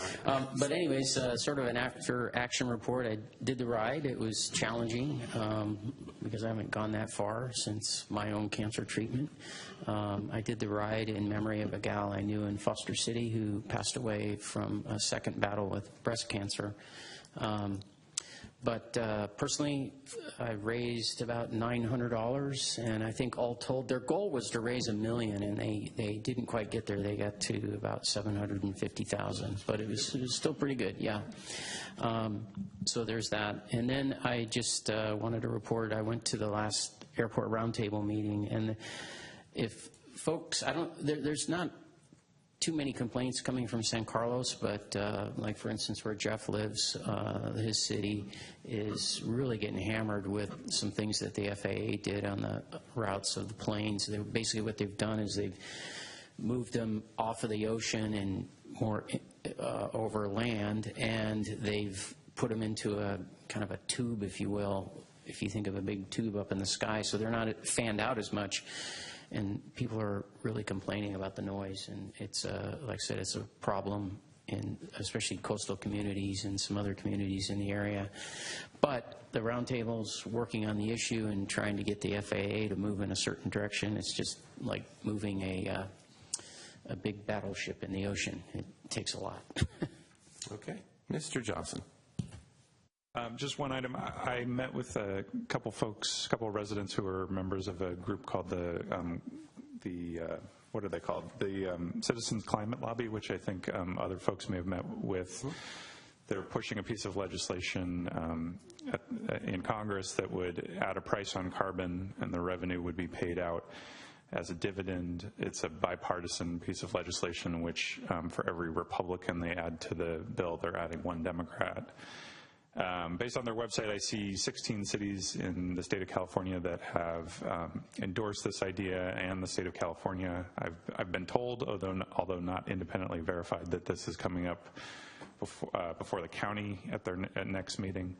So I thought it was something that would be worth looking at, given all the work that we've been doing on our climate action plan and Peninsula Clean Energy, and I wanted to see if any of my colleagues would agree.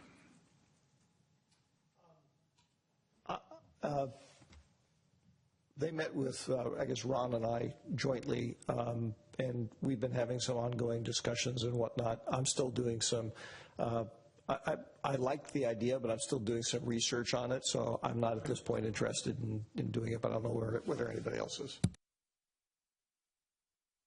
Okay. All right. Staff comments, besides what you had. Yeah, just two real quick. I left off our list of resources just to let the council know on the Northern California fires that our deputy fire chief has been called up as well. He's going to be heading up to the Santa Rosa area to take over a portion of command on Thursday. And I guess I have mixed feelings about this next one. I'm sad yet happy for him as well to be letting you all know and the public know that Jay Walter, our Public Works Director, has informed me that he's going to be retiring and heading back home to San Luis Obispo December 22nd. I move that we enslave Jay Walter. Third. Sorry, Jay. Good try. Deal with his wife. I don't think you want to do that. They only love you after you're gone. What's that about, Jay? That's it? All right. Well, needless to say, we'll discuss this a couple more times before you head off into the sunset. We won't have a meeting on the 22nd. We have one meeting in December. What day is that? Do we know? It's the 9th, the 10th, 12th, okay. 11th. Let's figure out something to do that night besides have a new mayor, and we'll see if we can do something. Anything else, gentlemen? If not, meeting adjourned. Thank you.